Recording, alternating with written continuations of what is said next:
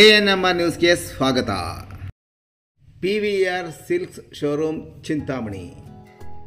ಇನ್ನು ಸದರಿ ಮಳಿಗೆಯ 1ನೇ ಮಹಡಿಯಲ್ಲಿ ಎಲ್ಲ ತರಹದ ರೇಷ್ಮೆ ಸೀರೆಗಳು ಸಹ ದೊರೆಯುತ್ತದೆ.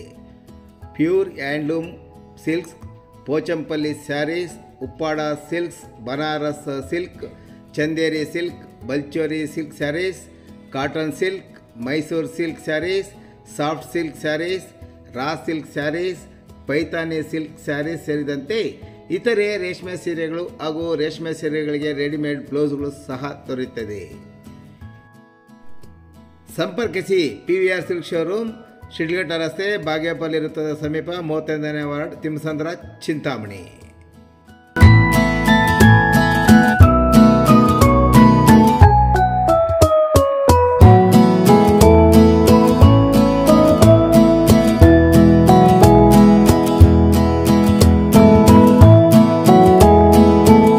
ಜಿಲ್ಲೆಯ ನೂತನ ಹಾಲು ಒಕ್ಕೂಟಕ್ಕೆ ಎಲ್ಲ ನಮ್ಮ ಮಾಧ್ಯಮ ಸ್ನೇಹಿತರಿಗೆ ಸ್ವಾಗತವನ್ನ ಬಯಸ್ತಾ ಇದ್ದೀನಿ. ಈ ಒಂದು ಪತ್ರಿಕಾಗೋಷ್ಠಿಯ ಒಂದು ಉದ್ದೇಶ ನಿಮಗೆ ಹೇಳ್ತೀನಿ.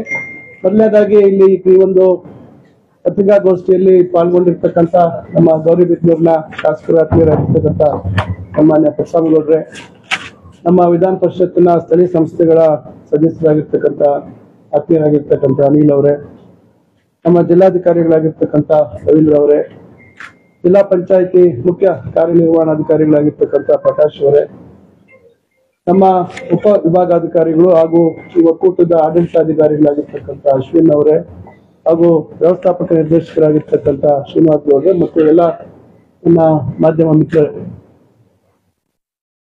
ಚಿಕ್ಕಬಳ್ಳಾಪುರ ಹಾಲು ಒಕ್ಕೂಟ ಸ್ಥಾಪನೆ ಮತ್ತೊಂದು ಎಲ್ಲ ವಿಚಾರಗಳು ತಮ್ಗೆ ಗೊತ್ತಿದೆ. ನಾವು ಪ್ರಾರಂಭದಿಂದ ಕೂಡ ವಿಭಜನೆ ಆಗ್ಬೇಕು ಅಂತಕ್ಕಂಥದ್ದು ಎಲ್ಲರ ಉದ್ದೇಶ. ಆದ್ರೆ ವಿಭಜನೆ ಯಾವ ರೀತಿ ಆಗ್ಬೇಕು ಅಂತಕ್ಕಂಥದ್ದು ಒಂದು ವ್ಯವಸ್ಥೆ, ಒಂದು ಪದ್ಧತಿ, ಕಾನೂನಿನ ಚೌಕಟ್ಟಿನಲ್ಲಿ ಎಲ್ಲಾ ಪ್ರಕ್ರಿಯೆಗಳಾಗಬೇಕು. ಕೋಲಾರ ಚಿಕ್ಕಬಳ್ಳಾಪುರ ಹಾಲು ಒಕ್ಕೂಟ ಒಂದು ಒಮ್ಮತದಿಂದ ಒಂದು ನಿರ್ಣಯ ಆಗಿ ಆ ನಂತರ ಕಾನೂನಿನ ಚೌಕಟ್ಟಿನಲ್ಲಿ ಅದು ಆಗ್ಬೇಕು ಅಂತಕ್ಕಂಥದ್ದು ಎಲ್ಲರ ಅಪೇಕ್ಷೆ ಇತ್ತು. ಹಿಂದೆ ಏನೇನಾಯ್ತು ಅಂತಕ್ಕಂಥದ್ದು ನಮ್ಗೆಲ್ರಿಗೂ ಗೊತ್ತಿದೆ. ಮತ್ತೊಮ್ಮೆ ನಾನು ಅದನ್ನ ಪ್ರಸ್ತಾಪ ಮಾಡೋದಕ್ಕಿಂತ, ನಾವು ಏನು ನಮ್ಮ ಸರ್ಕಾರ ಬಂದ ಮೇಲೆ ಒಕ್ಕೂಟ ಒಂದಾಯ್ತು, ಮತ್ತೆ ಹಲವಾರು ಅಭಿವೃದ್ಧಿ ಕೆಲಸಗಳು ಪ್ರಾರಂಭ ಆಯ್ತು. ಕೋಲಾರಲ್ಲಿ ಸೋಲಾರ್ ಪ್ಲಾಂಟ್ ಆಯ್ತು, ಮದರ್ ಡೈರಿ ಕಾಮಗಾರಿ ಸ್ಥಗಿತ ಆಗಿತ್ತು, MVK ಮದರ್ ಡೈರಿ ಅದು ಪ್ರಾರಂಭ ಆಯ್ತು. ವಿಶೇಷವಾಗಿ ನಮ್ಮ ಜಿಲ್ಲೆಯಲ್ಲಿ ಐಸ್ ಕ್ರೀಮ್ ಘಟಕ ಸುಮಾರು 55-60 ಕೋಟಿಗಳಲ್ಲಿ ನಿರ್ಮಾಣ ಆಗ್ತಕ್ಕಂಥದ್ದು ಆಯ್ತು. ಇದಾದ ನಂತರ ಕೋರ್ಟ್ಗೆ ನಾವು ಈ ರೀತಿ ಪ್ರೊಸೀಜರ್ ಪ್ರಕಾರ ಮಾಡ್ಲಿಕ್ಕೆ ಸರ್ಕಾರ ಬದ್ಧವಾಗಿದೆ ಅಂತಕ್ಕಂಥ ಒಂದು ಅಂಡರ್ಟೇಕಿಂಗ್ ಅನ್ನ ಕೊಟ್ಟ ಮೇಲೆ ಕೋರ್ಟ್ ನೀವು ಪ್ರೊಸೀಜರ್ ಪ್ರಕಾರ ಮಾಡಿ ಅಂತ ಹೇಳಿ ಏನು ಬಾಗೇಪಲ್ಲಿಯಲ್ಲಿ ಸರ್ವ ಸದಸ್ಯರ ಸಭೆಯನ್ನ ಕರೆದು ಒಕ್ಕೂಟದಿಂದ ಎಲ್ಲರ ಅಭಿಪ್ರಾಯ ಪಡೆದು ಅದನ್ನ ನ್ಯಾಯಾಲಯಕ್ಕೆ ಸಲ್ಲಿಸಿದ ಮೇಲೆ ಕೋರ್ಟ್ ಅದಕ್ಕೆ ಮಾನ್ಯತೆ ಕೊಟ್ಟು ನೀವು ಇದನ್ನ ಆದೇಶ ಮಾಡಿ ಅಂತ ಹೇಳಿ ಸರ್ಕಾರ ಅದೇ ರೀತಿ ವಿಭಜನೆ ಆದೇಶ ಮಾಡಿದೆ. ಆಸ್ತಿ ಮತ್ತು ಸಾಲ, ಅಸೆಟ್ಸ್, ಲಯಬಿಲಿಟೀಸ್, ಇದನ್ನೆಲ್ಲ ನಾವು 53% ಕೋಲಾರ್ಗೆ, 47% ಚಿಕ್ಕಬಳ್ಳಾಪುರ ಹಾಲು ಉತ್ಪಾದನೆ ಸರಾಸರಿಯನ್ನ ತೆಗೆದುಕೊಂಡು ಅದರ ಆಧಾರದ ಮೇಲೆ ನಾವು ಈ ವಿಭಜನೆ ಪ್ರಕ್ರಿಯೆಗಳನ್ನ ನಾವು ಮಾಡುವಂತದ್ದು ಮಾಡಿದ್ವಿ. ಅದೇ ರೀತಿ ಅದನ್ನು ಕೂಡ ನಾವು 47-53 ಅನುಪಾತದಲ್ಲಿ ಅದನ್ನು ಮಾಡ್ತಕ್ಕಂಥದ್ದು ಕೆಲಸ ಆಯ್ತು.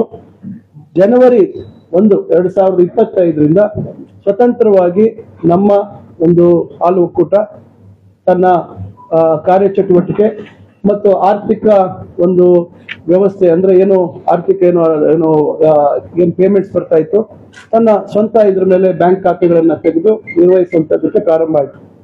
ಈಗ ಈ ಸುಮಾರೀಗ 3 ತಿಂಗಳು ಸಮೀಪ ಮುಕ್ತಾಯ ಆಗ್ತಾ ಇದೆ. ಈ 3 ತಿಂಗಳಲ್ಲಿ ನಮಗೆ ನಾನು ಕೆಲವು ಅಂಕಿಅಂಶಗಳನ್ನು ಕೊಡ್ತೇನೆ. 2023-24 ಸಾಲಿನಲ್ಲಿ ನಮ್ಮ ಜಿಲ್ಲೆಯಲ್ಲಿ ಇರ್ತಕ್ಕಂಥ ತಾಲೂಕುಗಳಲ್ಲಿ ಹೊಸ ತಾಲೂಕುಗಳನ್ನ ಇಲ್ಲಿ ಸೇರಿಸಿಲ್ಲ, ಅದು ಪ್ರತ್ಯೇಕ ಮಾಡ್ಬೇಕಾಗುತ್ತೆ ಮುಂದೆ. ಈಗ ಹಿಂದೆ ಇರ್ತಕ್ಕಂಥ 6 ತಾಲೂಕುಗಳ ಒಟ್ಟು ಏನು ಸರಾಸರಿ ವರ್ಷದ ಏನು ಉತ್ಪಾದನೆ ಏನಿದೆ ಅಂತಕ್ಕಂಥದ್ದು, ಈಗ ಚಿಕ್ಕಬಳ್ಳಾಪುರದಲ್ಲಿ 2023-24 ಸಾಲಿನಲ್ಲಿ 68,684 ಲೀಟರ್ ಉತ್ಪಾದನೆ ಆಗ್ತಾ ಇತ್ತು ಸರಾಸರಿ.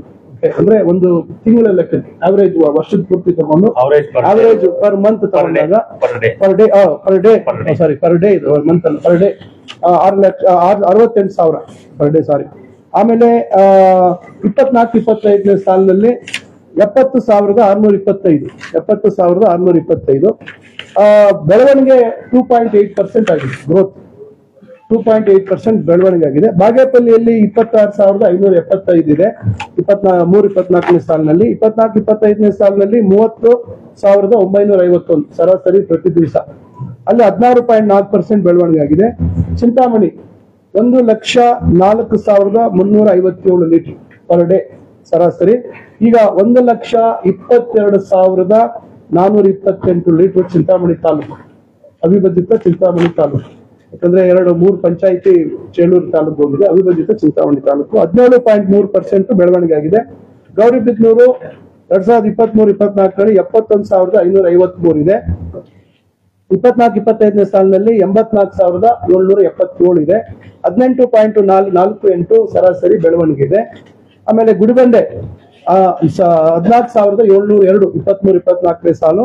24-25ನೇ ಸಾಲಿನಲ್ಲಿ 15,902 ಇದೆ. 8.16 ಬೆಳವಣಿಗೆ ಇದೆ. ಶಿಡ್ಲಘಟ್ಟ 1,08,748 ಯಾಗ 2023-24 ಅವತ್ತು ಹೆಚ್ಚಿತ್ತು.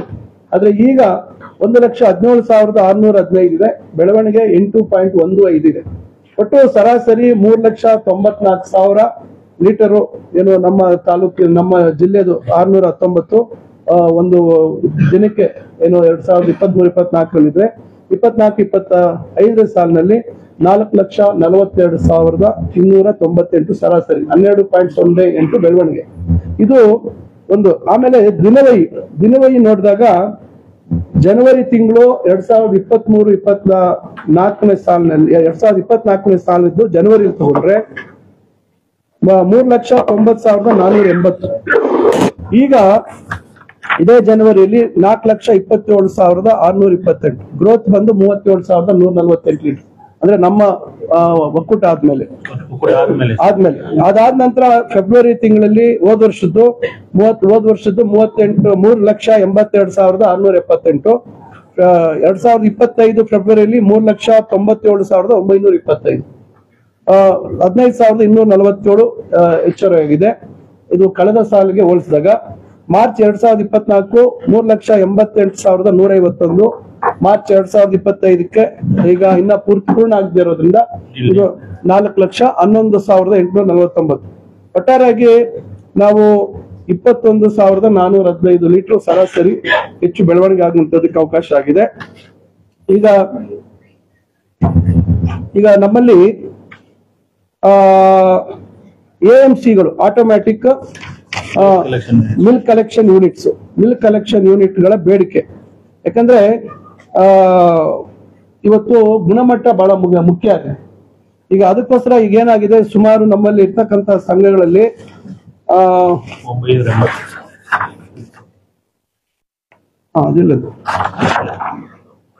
ಸುಮಾರು 985 ಹಾಲು ಉತ್ಪಾದಕರ ಸಹಕಾರ ಸಂಘಗಳಲ್ಲಿ 687 ಸಂಘಗಳಲ್ಲಿ AMC ಯೂನಿಟ್ಗಳಿದಾವೆ. ಇದರಲ್ಲಿ ಈಗ ಸರಾಸರಿ ಒಂದು 298-300 ಸಂಘಗಳಲ್ಲಿ ಇದಿಲ್ಲ, ಏನೋ AMCs ಇಲ್ಲ. NDDP ಅವರು ಅರ್ಧದಷ್ಟು ಹಣ ಕೊಡ್ತಾರೆ, ಇನ್ನು ಅರ್ಧದಷ್ಟು ನಾವು ಅದು ಖರ್ಚು ಮಾಡ್ಬೇಕಾಗತ್ತೆ. ಇದು ಅದಕ್ಕೆ ಸಾಫ್ಟ್ವೇರ್ ಅಳವಡಿಸುವಂತ ಕೆಲಸ ಆಗ್ತಾ ಇದೆ. ಬಹುಶಃ ಅದಕ್ಕೆ 6 ಕೋಟಿ ರೂಪಾಯಿ ಬೇಕು ಅಂತ ಹೇಳಿ ಇದರಲ್ಲಿ 3 ಕೋಟಿ ರೂಪಾಯಿ ನಮ್ಮ ಒಕ್ಕೂಟದಿಂದ ಖರ್ಚು ಮಾಡ್ಬೇಕಾಗುತ್ತೆ, 3 ಕೋಟಿ ಇಲ್ಲಿ ಮಾಡ್ಬೇಕಾಗುತ್ತೆ. ಇದಕ್ಕಿಂತ ಮುಖ್ಯವಾಗಿ ಈಗ ಹಾಲು ಶೇಖರಣೆ ನಮ್ದು 4 ಲಕ್ಷ ಆಗ್ತಾ ಇದೆ. ಮಾರಾಟ ಯಾಕಂದ್ರೆ ಏನೇ ವಿಭಜನೆ ಆದಾಗ ನಮ್ಗೆ ಮಾರ್ಕೆಟ್ ವಿಭಜನೆ ಆಗ್ಬೇಕು. ಇವೆಲ್ಲ ನಾವು ಮಾತಾಡ್ಕೊಂಡು ಒಂದು ಅನ್ಯೋನ್ಯವಾಗಿ ಬಹಳ ಒಂದು ಆರೋಗ್ಯಕರವಾದಂತ ವಾತಾವರಣ. ಹಿಂದೆ ಆ ರೀತಿ ಆಗಿರ್ಲಿಲ್ಲ. ಹಿಂದೆ ಒಂದ್ ರೀತಿ ಗೊಂದಲದಲ್ಲೇ ವಿಭಜನೆ ಆಗೋದು, ಒತ್ತಡ, ಇನ್ನೊಂದು ಮತ್ತೊಂದು ಇವೆಲ್ಲ ನಡೆದಿತ್ತು. ಆದ್ರೆ ಈಗ ಆರೋಗ್ಯಕರವಾಗಿ ಆಗಿರ್ತಕ್ಕಂಥದ್ರಿಂದ ಈಗ ನಾವು 3.1 ಲಕ್ಷ 3.1 ಲಕ್ಷ ಲೀಟರ್ ನಾವು ಮಾರಾಟ ಮಾಡುವಂತ ಸಾಮರ್ಥ್ಯ ಇದೆ. ಈಗ ನಾವು ಮಾಡ್ತಾ ಇದೀವಿ. ಅದರಲ್ಲಿ ಉಳಿದಂತದ್ದು ಮತ್ತೆ ನಾವು ಪ್ಯಾಕಿಂಗ್ ಮಾಡ್ತಾ ಇದೀವಿ. ನಾವು ಏನೋ ಅಲ್ಟ್ರಾ ಹೀಟ್ UHT ಮಾಡ್ತಾ ಇದೀವಿ, ಮತ್ತೆ ಫ್ಲೆಕ್ಸಿ ಪ್ಯಾಕ್ ಮಾಡ್ತಾ ಇದೀವಿ, ಮತ್ತು ಪನ್ನೀರು ಮಾಡುವಂತದ್ದಕ್ಕೂ ಮಾಡ್ತಾ ಇದೀವಿ. ಅದನ್ನ ನಾವು ಬಳಕೆ ಮಾಡ್ಕೊಳ್ತಾ ಇದೀವಿ. ಈಗ ಇದರಲ್ಲಿ ಪ್ಯಾಕಿಂಗ್ ಯೂನಿಟ್ ನಮ್ಮ ಹತ್ರ ಇಲ್ಲ. ಇವೆಲ್ಲ ಅದಕ್ಕೆ ನಾವು ಮಾತಾಡಿದ್ವಿ. ಸುಮಾರು ಹಿಂದೆ ಒಕ್ಕೂಟದಲ್ಲಿ ಮತ್ತೆ ನಾವು ಮಾಡಿದಂತ ಸಂದರ್ಭದಲ್ಲಿ 1,135 ಕೋಟಿಗೆ ಅಂದಾಜು ಮಾಡಿದ್ರು. ಈಗ ಅದನ್ನೆಲ್ಲ ನಾವು ಮತ್ತೆ ಇದನ್ನ ಎಕ್ಸಾಮಿನ್ ಮಾಡ್ತಾ ಇದೀವಿ. ನಾನು ಹೇಳ್ತೇನೆ ಮತ್ತೆ ಮಾತಾಡೋ ಸಂದರ್ಭದಲ್ಲಿ. ಈಗ ಕೋ ಪ್ಯಾಕಿಂಗ್ಗೆ ಕೋಲಾರ್ಗೆ 2 ಲಕ್ಷ ಲೀಟರ್ ಕೊಡ್ತಾ ಇದೀವಿ, ಪ್ಯಾಕಿಂಗ್ ಅಲ್ಲಿ ಮಾಡಿಸ್ತಾ ಇದೀವಿ. ಇನ್ನು 1 ಲಕ್ಷ ನಾವು ಮದರ್ ಡೈರಿಯಲ್ಲಿ ಮಾಡಿಸ್ತಾ ಇದೀವಿ. ಈಗ ನಮಗೆ ಈ ಕೋ ಪ್ಯಾಕಿಂಗ್ ಖರ್ಚು 2.5 ಕೋಟಿ ಬರ್ತಾ ಇದೆ. ಪ್ರತಿ ತಿಂಗಳು 2.5 ಕೋಟಿ ಪ್ಯಾಕಿಂಗ್ ಮಾಡುವಂತದ್ದಕ್ಕೆ ನಮಗೆ ಖರ್ಚು ಬರ್ತಾ ಇದೆ.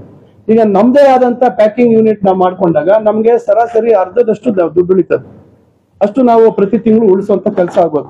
ಇದು ಒಂದು ಕಡೆ ಆದ್ರೆ, ಈಗ ಇನ್ನೊಂದು ಗುಣಮಟ್ಟದ ಬಗ್ಗೆ ಪ್ರಶ್ನೆ ಆಯ್ತು. ನಮ್ಮ ಚಿಂತಾಮಣಿಯಲ್ಲೇ ಅದು ನೀರು ಬೆರೆಸ್ತಾ ಇರ್ತಕ್ಕಂಥದ್ದು, ಅಂದ್ರಲ್ಲಿ ನಮ್ಮ ಬಲ್ಕ್ BMC ಯಲ್ಲಿ ನೀರು ಬೆರೆಸುವಂಥದ್ದು. ಇದು ಬಹುಶಃ ನನಗೆ ತಿಳಿದಾಗೆ, ನನಗೆ ಮಾಹಿತಿ ಬಂದಿರೋದು ಬೇರೆ ಕಡೆನೂ ಇದು ನಡೀತಾ ಇದೆ ಅವೈಧವಾಗಿ. ಆಮೇಲೆ ಫ್ಯಾಟ್ ವಿಚಾರದಲ್ಲೂ ಅಷ್ಟೇ, ಏನು ರೈತರು ಆಗ್ತಕ್ಕಂಥ ಗುಣಮಟ್ಟದ ಹಾಲ್ಗೆ ಸರಾಸರಿ ಮಾಡುವಂತದ್ದು BMCಗಳಲ್ಲಿ ಇವೆಲ್ಲ ಆಗ್ತಾ ಇದೆ. ಅದಕ್ಕೆ ಹಿಂದೆ ಎಲ್ಲ ಕ್ಯಾಮ್ರಾಗಳು ಹಾಕುವಂತ ಪ್ರಯತ್ನ ಆಗಿದೆ. ಆದ್ರೆ ಈಗ ನಾವು ಅದಕ್ಕೆ ಒಂದು ಎಲ್ಲಾ ಕಡೆ ಕ್ಯಾಮ್ರಾ ಹಾಕುವಂತದಕ್ಕೆ ಇವತ್ತು 170 ಸಂಖ್ಯೆ BMCಗಳಲ್ಲಿ ಕ್ಯಾಮ್ರಾ ಅಳವಡಿಸಬೇಕು ಅಂತ ಹೇಳಿ ಅದಕ್ಕೆ 11,00,000 ರೂಪಾಯಿ ಇದನ್ನ ಖರ್ಚು ಮಾಡ್ಬೇಕು ಅಂತ ಹೇಳಿ ಇದಕ್ಕೆ ಯೋಜನೆ ಹಾಕೊಂಡು ಇದನ್ನ ಕೂಡ ಗುಣಮಟ್ಟದ ಕಡೆ ಗಮನ ಕೊಡಬೇಕು. ಯಾವುದೇ ರೀತಿ ಕಲಬೆರಕೆ ಆಗ್ಬಾರ್ದು ಅಂತಕ್ಕಂಥದ್ರ ಕಡೆ ಕೂಡ ನಾವು ಗಮನ ಕೊಡುವಂತ ಪ್ರಯತ್ನ ಮಾಡ್ತಾ ಇದೀವಿ. ಈಗ ಇನ್ನ ಉಳಿದಾಗೆ ಉಳಿತಾಯ ಮಾಡ್ತಕ್ಕಂಥನು ಕೆಲಸವನ್ನ ಮಾಡಿದ್ದಾರೆ. ಒಳ್ಳೆ ಸುಧಾರಣೆ ಮಾಡಬೇಕು, ಉಳಿತಾಯ ಮಾಡ್ತಕ್ಕಂಥದ್ದು. ಈಗ ಬ್ರಿಕೆಟ್ಸ್ ಉರುವಲು ಬಯೋಮಾಸು ಖರೀದಿಯಲ್ಲಿ ಈಗ ನಾವು ಕಳೆದ ಸಾಲಿಗೆ ಹೋಲಿಸಿದಾಗ 50 ಲಕ್ಷ ಉಳಿತಾಯ ಮಾಡ್ತಕ್ಕಂಥ ಕೆಲಸ ಆಗಿದೆ.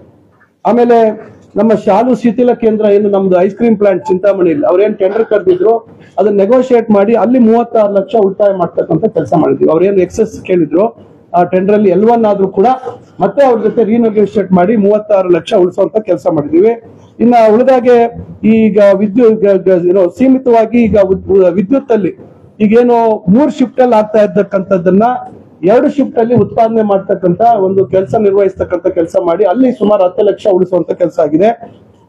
ಆಮೇಲೆ ಈ BMCಗಳು ವೆಹಿಕಲ್ ಮೂವ್ಮೆಂಟ್ ಇದೆ, ಮಾರ್ಗಗಳು ಅದನ್ನ ಒಂದು ಸ್ಟ್ರೀಮ್ ಲೈನ್ ಮಾಡಿ ಸುಮಾರು ಅಲ್ಲಿ 4.5 ಲಕ್ಷ ಉಳಿಸುವಂತ ಕೆಲಸ ಆಗಿದೆ. ಇನ್ನ ಈ ಏನು ನಮ್ಮ ಈ ಹಾಲು ಮತ್ತು ಕೋ ಪ್ಯಾಕಿಂಗ್ ಅಲ್ಲಿ ಕೋಲಾರಿಗೆ ಕೊಟ್ಟಾಗ ಟ್ರಾನ್ಸ್ಪೋರ್ಟೇಷನ್ ಕಾಸ್ಟ್ ಮತ್ತೊಂದು ಇವೆಲ್ಲ ಜಾಸ್ತಿ ಆಗೋದ್ರಿಂದ ಮದರ್ ಡೈರಿಗೆ ಸ್ವಲ್ಪ ಕೊಟ್ಟಿದ್ರಿಂದ ಅಲ್ಲಿ ನಮಗೆ ಸುಮಾರು 10 ಲಕ್ಷ ಉಳಿತಾಯ ಮಾಡುವಂತ ಕೆಲಸ ಆಗಿದೆ. ಇವು ಎಲ್ಲದರ ಜೊತೆಗೆ ಏನಾಗಿದೆ, ಈಗ ನಾನು ಹೇಳುವಂತದ್ದು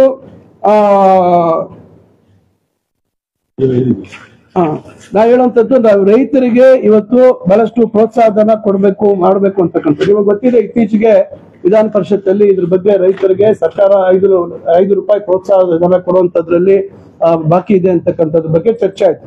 ನಮ್ಮ ಮಂತ್ರಿಗಳು ಬಹಳ ವಿವರವಾಗಿ ಹೇಳಿದ್ರು. ಹಿಂದೆ ಬಿಜೆಪಿ ಸರ್ಕಾರ ಇದ್ದಂತ ಸಂದರ್ಭದಲ್ಲಿ ಪ್ರತಿ ವರ್ಷ ಏನು ವಾರ್ಷಿಕ ರೈತರಿಗೆ ಕೊಡ್ಬೇಕಾಗಿತ್ತು 5 ರೂಪಾಯಿ ಪ್ರೋತ್ಸಾಹ ಧನ, ಅದು ಪ್ರತಿ ವರ್ಷ ಸ್ವಲ್ಪ ಕಮ್ಮಿ ಮಾಡ್ಕೊಂಡು ಕಡೆಗೆ ನಮ್ಮ ಸರ್ಕಾರ ಅಸ್ತಿತ್ವಕ್ಕೆ ಬರೋಷ್ಟರಲ್ಲೇ ಸುಮಾರು ಅದು 700 ಕೋಟಿ ಚಿಲ್ಲರೆ ಬಂದ್ಬಿಟ್ಟಿದೆ. ಅದನ್ನ ಬಾಕಿ ಉಳಿಸಿದ್ರು. ಇದನ್ನ ನಾವು ಯಾವ ರೀತಿ ತೀರಿಸಬೇಕು ಅನ್ನೋದ್ರ ಜೊತೆಗೆ ನಮ್ಗೆ ಇನ್ನೊಂದು ಸಮಸ್ಯೆ ಆಯ್ತು. ಕಳೆದ ವರ್ಷ ನಿಮಗೆ ಗೊತ್ತಿದೆ, ಏಕಾಏಕಿ ನಮ್ಮ ಹಾಲು ಉತ್ಪಾದನೆ 1 ಕೋಟಿ ಚಿಲ್ಲರೆ ದಾಟ್ಬಿಡ್ತು. 90 ಲಕ್ಷ 95 ಲಕ್ಷ ಇದ್ದಿದ್ದು ಪ್ರತಿ ದಿವಸ 1 ಕೋಟಿ. ನಮ್ಮ ಕಡೆ ನಮ್ಮಲ್ಲೇ ಇವತ್ತು ನಾವು 12 ಲಕ್ಷ ದಾಟ್ಬಿಟ್ವಿ, 2 ಒಟ್ಟಿಗೆ ಇದ್ದಾಗ ನಮ್ಮ ಒಕ್ಕೂಟ. ಈಗ ಅಲ್ಲೂ ನಮ್ಗೆ ಸರ್ಕಾರಕ್ಕೆ 5 ರೂಪಾಯಿ ಕೊಡುವಂತದ್ದು ಒತ್ತಡ ಆಯ್ತು. ಆದ್ರೆ ಈಗ 650 ಚಿಲ್ಲರೆ ಕೋಟಿ ಬಾಕಿ ಇದೆ ಅಂತ ಹೇಳಿ ಹೇಳಿದ್ರು. ಅದನ್ನು ನಾವು ಈಗ ಬಜೆಟ್ ಅಲ್ಲಿ ಅದನ್ನ ಮುಖ್ಯಮಂತ್ರಿಗಳಿಗೆ ಹೇಳಿ ಅದನ್ನು ಕೂಡ ನಮ್ಮ ಮಂತ್ರಿಗಳು ಹೇಳಿದ್ದಾರೆ. ಹಂತವಾಗಿ ಅದನ್ನು ಕೂಡ ಆದಷ್ಟು ಬೇಗ ನಾವು ಅದನ್ನ ಚುಕ್ತಾ ಮಾಡ್ತೀವಿ. ಅದನ್ನ ಏನು ಹಿಂದೆ ಸರ್ಕಾರ ಹೊರೆ ಹಾಕಿ ಹೋಗಿತ್ತು ಅದನ್ನು ಕೊಡುವಂತದ್ದಕ್ಕೂ ನಾವು ಬದ್ಧವಾಗಿದ್ದೀವಿ ಅಂತಕ್ಕಂಥದ್ದಿದೆ. ಇದು ರೈತರಿಗೆ ನಾನು ಹೇಳ್ತಕ್ಕಂಥದ್ದು, ಖಂಡಿತ ನಮ್ಮ ಸರ್ಕಾರ ಯಾವುದೇ ಸಾಲವನ್ನ ಉಳಿಸೋದಿಲ್ಲ. ಇದನ್ನ ಒಂದೇ ಸತಿ ಆ ಹೊರೆ ಹಾಕಿರೋದ್ರಿಂದ ಅದನ್ನ ಹಂತವಾಗಿ ಆ ಹೊರೆಯನ್ನು ಕಮ್ಮಿ ಮಾಡ್ಕೊಂಡು ಕೊಡುವಂತದ್ದಕ್ಕೆ ಸರ್ಕಾರ ಬದ್ಧವಾಗಿದೆ. ಆದ್ರೆ ಇಲ್ಲಿ ನಮ್ಮ ಒಕ್ಕೂಟಕ್ಕೆ ಒಂದು ತಿಂಗಳಿಗೆ 1,39,38,00,000 ನಮಗೆ ಜನವರಿ ತಿಂಗಳಲ್ಲಿ ಲಾಭ ಬಂದಿದೆ. ಏನೋ ಇಷ್ಟೆಲ್ಲ ನಾವು ಸುಧಾರಣೆಗಳು ಮಾಡಿ ಖರ್ಚು ವೆಚ್ಚಗಳು ಮಾಡಿ ಫೆಬ್ರವರಿ ತಿಂಗಳು ಸ್ವಲ್ಪ ಹೆಚ್ಚು ಕಮ್ಮಿ ಅಷ್ಟೇ ನಮ್ಗೆ ಲಾಭ ಬಂದಿದೆ. ಅದಕ್ಕೆ ಈಗ ಮತ್ತೆ ಈ ತಿಂಗಳು ಅದೇ ರೀತಿ ನಮ್ಗೆ 1.5 ಕೋಟಿ ನಿರೀಕ್ಷೆ ಇದೆ ಈಗ ಮಾರ್ಚ್ ಅಲ್ಲಿ. ನಾವು ಅದಕ್ಕೆ ಈಗ ಒಂದು ತೀರ್ಮಾನ ಮಾಡಿದ್ದೀವಿ, ಇದು ಹೊಸ ಒಕ್ಕೂಟ ಆದ್ರಿಂದ ನಾವು ಒಂದ್ ರೀತಿ ರೈತರಿಗೆ ಒಂದು ಹೊಸ ಒಳ್ಳೆ ಸಂದೇಶ ಕಳಿಸ್ಬೇಕು ಮತ್ತು ರೈತರಿಗೆ ಪ್ರೋತ್ಸಾಹ ಕೊಟ್ಟಾಗ ಇನ್ನ ಹೆಚ್ಚು ಉತ್ಪಾದನೆ ಆಗುತ್ತೆ. ಈ ಒಕ್ಕೂಟ ಒಂದು ಸ್ಥಿರವಾಗಿ ನಿಲ್ಲುವಂತದಕ್ಕೆ ಒಂದು ಸುಧಾರಣೆ ಕ್ರಮಗಳು ತೆಗೆದುಕೊಂಡಿರೋದ್ರ ಜೊತೆಗೆ ರೈತರಿಗೆ ನಾವು ಪ್ರೋತ್ಸಾಹ ಕೊಟ್ಟಾಗ ಖಂಡಿತ ಇನ್ನಷ್ಟು ಹೆಚ್ಚು ಉತ್ಪಾದನೆ ಆಗುವುದರ ಜೊತೆಗೆ ಒಂದು ಒಳ್ಳೆಯ ಹಾದಿಯಲ್ಲಿ ಈ ಒಂದು ಒಕ್ಕೂಟ ಸಾಗ್ಲಿಕ್ಕೆ ಆಗತ್ತೆ ಅಂತಕ್ಕಂಥ ದೃಷ್ಟಿಯಲ್ಲಿ ನಾವೆಲ್ಲ ಸೇರಿ ಇವತ್ತು ತೀರ್ಮಾನ ಮಾಡಿ ಏನೀಗ ನಾವು ರೈತರಿಗೆ 31 ರೂಪಾಯಿ 40 ಪೈಸಾ ಏನು ಕೊಡ್ತಾ ಇದೀವಿ ರೈತರಿಗೆ, ಯಾರು ಸಂಘಗಳಿಂದ ಉತ್ಪಾದನೆ ಮಾಡಿ ಪ್ರತಿ ಲೀಟರ್ಗೆ. ಈಗ ಅದ್ರ ಮೇಲೆ 1 ರೂಪಾಯಿ 2 ತಿಂಗಳವರೆಗೂ, ಅಂದ್ರೆ ಇವತ್ತು 15ನೇ ತಾರೀಕು, ನಾಳೆಯಿಂದನೇ ಏಪ್ರಿಲ್ 15ರವರೆಗೂ, ಮೇ 15ರವರೆಗೂ 2 ತಿಂಗಳು ನಾವು ಈಗ ಏನು 31.40 ಕೊಡ್ತಾ ಇದೀವಿ, ಇದು ಅದ್ರ ಮೇಲೆ 1 ರೂಪಾಯಿಯನ್ನ ಕೊಡುವಂತದ್ದಕ್ಕೆ ನಾವು ಇವತ್ತು ತೀರ್ಮಾನ ಮಾಡಿ ಅದನ್ನ ಘೋಷಣೆ ಮಾಡ್ತಾ ಇದೀವಿ. ನಮ್ಮ ರೈತರಿಗೆ ಒಂದು ಅನುಕೂಲ ಆಗಲಿ ಅಂತಕ್ಕಂಥ ದೃಷ್ಟಿಯಲ್ಲಿ ಈ ತೀರ್ಮಾನ ಮಾಡಿದ್ದೀವಿ ನಮ್ಮ ಒಕ್ಕೂಟದಿಂದ. ಅದರಿಂದ ಇವತ್ತು ಇದ್ರ ಜೊತೆಗೆ ನಾವು ಈಗಾಗಲೇ ಹಲವಾರು ಕ್ರಮಗಳು, ಈಗ ಮೇವು ಬೆಳೆಯುವಂತದಕ್ಕೆ 3,500 ರೂಪಾಯಿ ಕೊಡುವಂತದ್ದು ಅದು ಒಂದು ಪ್ರತಿ ಎಕರೆಗೆ, ಆಮೇಲೆ ಅದಕ್ಕೆ 52.5 ಲಕ್ಷ ಪ್ರೋತ್ಸಾಹ ಧನ ಅದಕ್ಕೆ ಮಾಡುವಂತದ್ದು, ಇನ್ಸೂರೆನ್ಸ್ ಮಾಡಿಸುವಂತದಕ್ಕೆ ಸುಮಾರು 55 ರಿಂದ 60 ಸಾವಿರ ರಾಸುಗಳಿಗೆ ವಿಮೆ ಮಾಡ್ತಕ್ಕಂಥದ್ದು. ಈಗ ನೋಡಿ, ಮೊನ್ನೆ ಸೆನ್ಸಸ್ ಮಾಡಿದ್ರು ನಮ್ಮ ಸರ್ಕಾರ ಪಶುಸಂಗೋಪನಾ ಇಲಾಖೆ ಮತ್ತು ಹಾಲು ಒಕ್ಕೂಟ ಒಟ್ಟಿಗೆ ಸೇರಿ ಮಾಡಿರುವಂತದ್ದು ಆ ಒಂದು ಏನು ಸೆನ್ಸಸ್ ಏನಿತ್ತು, ರಾಸುಗಳ ಸೆನ್ಸಸ್. ಅದರಿಂದ ಇವತ್ತು ಬಹಳಷ್ಟು ಒಕ್ಕೂಟದಿಂದ ಸರ್ಕಾರದ ಪಶುಸಂಗೋಪನಾ ಇಲಾಖೆ ಒಂದೇ ಮಾಡ್ಲಿಕ್ಕೆ ಕಷ್ಟ ಆಗುತ್ತೆ. ಆದ್ರೆ ನಮ್ಮ ಒಕ್ಕೂಟ ವ್ಯವಸ್ಥೆ ಇರೋದ್ರಿಂದ ಬಹಳಷ್ಟು ಪರಿಣಾಮಕಾರಿಯಾಗಿ ಪ್ರತಿ ಹಳ್ಳಿಯಲ್ಲೂ ಇರ್ತಕ್ಕಂಥ ಒಂದು ರಾಸುಗಳನ್ನ ತಲುಪುವಂತದ್ದಕ್ಕೆ ಮತ್ತು ಅದಕ್ಕೆ ಬೇಕಾದಂತ ವ್ಯವಸ್ಥೆ. ಈಗ ನಮ್ಮಲ್ಲಿ ನಾನು ಯಾವ್ದೋ ಒಂದು ಹಳ್ಳಿಗೆ ಹೋದೆ, ತಕ್ಷಣ ಅಲ್ಲೇನೋ ಒಬ್ಬ ರೈತರೇನೋ ಒಂದು ಹಸುಗೇನೋ ಸಮಸ್ಯೆ ಆಗಿದೆ ಅಂತ ನೋಡ್ತಾ ಇದ್ರು. ನಾನು ಹೋಗಿ ನೋಡಿ ತಕ್ಷಣ ನಮ್ಮ ಇವ್ರನ್ನ ಕಳಿಸಿ ಅದಕ್ಕೆ ಏನು ವ್ಯಾಕ್ಸಿನೇಷನ್ ಮಾಡ್ಬೇಕು, ಮತ್ತೊಂದು ಮಾಡ್ಬೇಕು ಅಂತ ಹೇಳಿ ಮಾಡಿಕೇರಿಲಿ ಅವೆಲ್ಲ ಮಾಡ್ತಾ ಇದೀವಿ. ಯಾಕಂದ್ರೆ ತಕ್ಷಣ ನಾವು ಇದೊಂದು ದೊಡ್ಡ ಒಂದು ಗೌರವಯುತವಾಗಿ ಬದುಕುವಂತದ್ದಕ್ಕೆ ಹೈನೋದ್ಯಮ ನಮ್ಮ ಭಾಗದಲ್ಲಿ ರೈತರಿಗೆ ಆಸರೆ ಆಗಿರ್ತಕ್ಕಂಥ ಒಂದು ಕಸುಬು.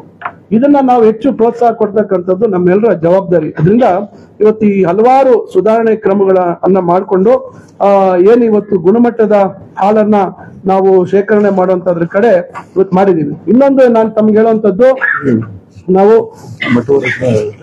ಆಮೇಲೆ ಈಗ ಹಿಂದೆ ಕೋಲಾರ ಹಾಲು ಒಕ್ಕೂಟದಲ್ಲಿ ಇದ್ದಂತ ಸಂದರ್ಭದಲ್ಲಿ 3 ವಾರ ಆಗ್ತಾ ಇತ್ತು. 3 ವಾರ ಆದ್ಮೇಲೆ ಅವರಿಗೆ ಬಿಡುಗಡೆ ಆಗ್ತಾ ಇತ್ತು, ಹಣ ಬಿಡುಗಡೆ ಆಗ್ತಾ ಇತ್ತು, ಬಟವಾಡೆ. ಈಗ ನಾವೇನ್ ಮಾಡಿದೀವಿ, ಈಗ 2 ವಾರದೊಳಗೆ ಕೊಟ್ಬಿಡ್ತಾ ಇದ್ವಿ. ಸಮಯಕ್ಕೆ ಸರಿಯಾಗಿ ರೈತರಿಗೆ ಅವರ ಏನು ಹಣ ಪಾವತಿ ಆಗ್ತಕ್ಕಂಥದ್ದಕ್ಕೆ ಅದು ಕೂಡ ಒಂದು ಸುಧಾರಣೆ ಮಾಡಿರ್ತಕ್ಕಂಥ ಕೆಲಸ. ಒಟ್ಟಲ್ಲಿ ಈಗ 50% ದರದಲ್ಲಿ ಉತ್ಪಾದಕರಿಗೆ 100 ಕ್ವಿಂಟಾಲ್ ATM ಜೋಳ, 1000 ಕ್ವಿಂಟಾಲು ಮತ್ತೆ 1000 ಕ್ವಿಂಟಾಲ್ SSG, 100 ಕ್ವಿಂಟಾಲ್ ಅಲಸಂದಿ ಬೀಜಗಳು, ಈ ರೀತಿ ಇರುತ್ತೆ. ನಾನಾ ರೀತಿ ಏನು ಹಿಂದೆ ಅಲ್ಲೇನು ಪದ್ಧತಿಗಳಿತ್ತು ಅದನ್ನು ಮುಂದುವರ್ಸ್ಕೊಂಡು ಬರ್ತಾ ಇದೀವಿ, ಇಲ್ಲ ಅಂತಿಲ್ಲ, ಹೊಸದಾಗಿ ಮಾಡಿರುವಂತದ್ದಲ್ಲ. ಇವೆಲ್ಲ ಇವತ್ತು ಉತ್ತೇಜನ ಮಾಡಬೇಕು ರೈತರಿಗೆ. ಅವರು ಕಷ್ಟ ಪಡ್ತಾ ಇದ್ದಾರೆ, ಅವ್ರಿಗೆ ನಾವು ಹೆಚ್ಚು ಸಹಕಾರಿ ಆಗ್ಬೇಕು ಮತ್ತು ಗುಣಮಟ್ಟದ ಬೇಕು. ಈಗ ನಾನು ಹೇಳ್ತಾ ಇರೋದಿಷ್ಟೇ, ಬೇರೆ ಕಡೆ ಏನಾಗಿದೆ ನನಗೆ ಗೊತ್ತಿಲ್ಲ. ಆದ್ರೆ ನಮ್ಮ ಒಕ್ಕೂಟ ಇವತ್ತು ಹೊಸದಾಗಿ ಸ್ಥಾಪನೆ ಆಗಿದೆ. ನಾವು ಒಳ್ಳೆ ದಾರಿಯಲ್ಲಿ ಹೋಗ್ಬೇಕು, ಒಳ್ಳೆ ಒಂದು ಇದನ್ನ ನಾವು ಸ್ಟ್ಯಾಂಡರ್ಡ್ಸ್ ಅನ್ನ ಸೆಟ್ ಮಾಡ್ಬೇಕು. ನಾವೊಂದು ಇದನ್ನ ನಮ್ದೇ ಆದಂತ ಒಂದು ಮೇಲ್ಪಂಕ್ತಿಗೆ ಬರ್ತಕ್ಕಂಥ ನಿಟ್ಟಿನಲ್ಲಿ ನಾವು ಮಾಡ್ಬೇಕು. ಈಗ ನಿಮ್ಗೆ ಹೇಳುವಂತದ್ದು, ರಾಜ್ಯದಲ್ಲೇ ಇವತ್ತು ಬಹುಶಃ ನಾವು 2ನೇ ಒಕ್ಕೂಟ ಅಂತ ಕಾಣುತ್ತೆ. ಅತಿ ಹೆಚ್ಚು ರೈತರಿಗೆ ಈಗ ಇದೇನು 1 ರೂಪಾಯಿ ಕೊಡ್ತೀವಿ, ಅತಿ ಹೆಚ್ಚು ನಾವು ರೈತರಿಗೆ ಬೆಲೆ ಕೊಡ್ತಕ್ಕಂಥ ಒಕ್ಕೂಟ ನಮ್ದಾಗತ್ತೆ. ಈಗ 1 ರೂಪಾಯಿ ನಾವು ಜೋಡಣೆ ಮಾಡ್ತೀವಿ. ಅದರಿಂದ ಇದು ಕೂಡ ಇವತ್ತು ನಾವು ಮಾಡ್ತಕ್ಕಂಥದ್ದು. ಮತ್ತು ಈಗ ಏನು ಪ್ಯಾಕಿಂಗ್ ಯೂನಿಟ್ ಬಗ್ಗೆ ಮಾತಾಡಿದ್ವಿ, ಈಗಾಗಲೇ ನಮ್ಮ ಜಿಲ್ಲಾಧಿಕಾರಿಗಳು, ನಮ್ಮ ಆಡಳಿತಾಧಿಕಾರಿಗಳು ಇವರೆಲ್ಲ ಸೇರಿ ಈಗ ಆದೇಶ ಮಾಡಿದ್ದಾರೆ. ಏನು ನಾವು ಸುಮಾರು ದಿವಸಗಳಿಂದ ಇದಕ್ಕೆ ಮಾಡ್ತಾ ಇದ್ವಿ. ಈಗ ಆದೇಶ ಅಂದ್ರೆ ಇವತ್ತು ಸರ್ಕಾರಕ್ಕೆ ಪ್ರಸ್ತಾವನೆ ಕಳಿಸಿದ್ವಿ. ಯಾಕಂದ್ರೆ ಇದು ತೋಟಗಾರಿಕೆ ಇಲಾಖೆ ಜಾಗ ನಿಮ್ಗೆ ಗೊತ್ತಿದೆ. ಹಿಂದೆ ಕೂಡ ಬಚ್ಚೇಗೌಡರು ಶಾಸಕರಿದ್ದಂತ ಸಂದರ್ಭದಲ್ಲಿ ನಾವೆಲ್ಲ ಶಾಸಕರಿದ್ದಾಗ ಅವಾಗ ಬಹಳಷ್ಟು ದೊಡ್ಡ ಪ್ರಕ್ರಿಯೆ ಅದು. ಮುಖ್ಯಮಂತ್ರಿಗಳ ಹತ್ರ ಹೋಗಿ ಎಲ್ಲ ಮಾಡಿ ಅವತ್ತು ಇದಕ್ಕೆ ಜಾಗ ಕೊಡಿಸುವಂತದಕ್ಕೆ ನಾವೆಲ್ಲರೂ ಅವತ್ತು ಒಗ್ಗಟ್ಟಾಗಿ ಪಕ್ಷಾತೀತವಾಗಿ ಅವತ್ತು ನಾವೆಲ್ಲ ಹೋಗಿ ಈ ಜಾಗ ಕೊಡ್ಸುವಂತ ಕೆಲಸ ಮಾಡಿದ್ವಿ. ಈಗಾಗಲೇ ತಮಗೆ ಗೊತ್ತಿದೆ, ಇವತ್ತು 20 ಎಕರೆ ನಾವು ಹೂವಿನ ಮಾರ್ಕೆಟ್ ಕೊಟ್ಟಿದ್ದೀವಿ. ನಾನು ಅದ್ರ ಬಗ್ಗೆ ಆಮೇಲೆ ಹೇಳ್ತೀನಿ. ಈಗ ಅದು ಕೂಡ ಬಜೆಟ್ ಘೋಷಣೆ ಆಗಿದೆ, ಅದ್ರ ಬಗ್ಗೆ ನಾನು ಹೇಳ್ತೀನಿ. ಅದು PPP ಅಂತ ಹೇಳಿದ್ದಾರೆ. ಈಗ ಅದನ್ನು ಕೂಡ ಮುಖ್ಯಮಂತ್ರಿಗಳು ಹೇಳಿದ್ವಿ, PPP ಇಲ್ಲ, ಅದು ನಾವು ರೆಗ್ಯುಲರ್ ಆಗಿ ನಾವು ಮಾಡಬೇಕು ಅಂತ ಹೇಳಿದೀವಿ.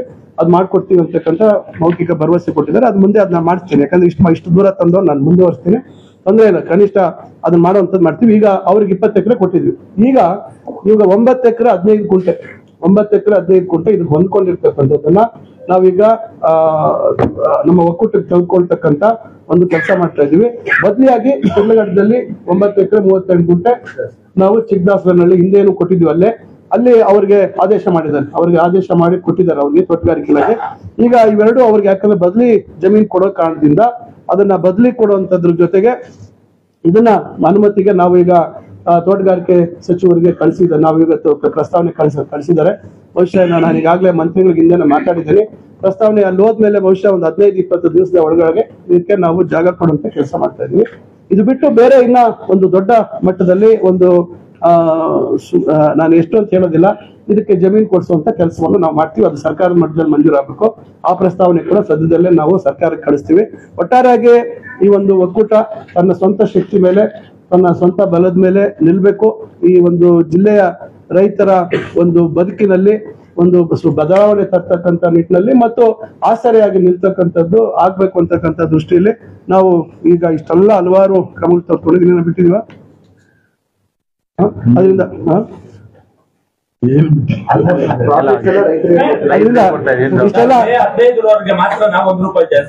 ಹೌದು, ಈಗ ನಾವು ಈಗ ಎಲ್ಲೇ ಆಗ್ಲಿ ವರ್ಷ ಪೂರ್ತಿ ಕೊಡುವಂತದ್ದಿಲ್ಲ.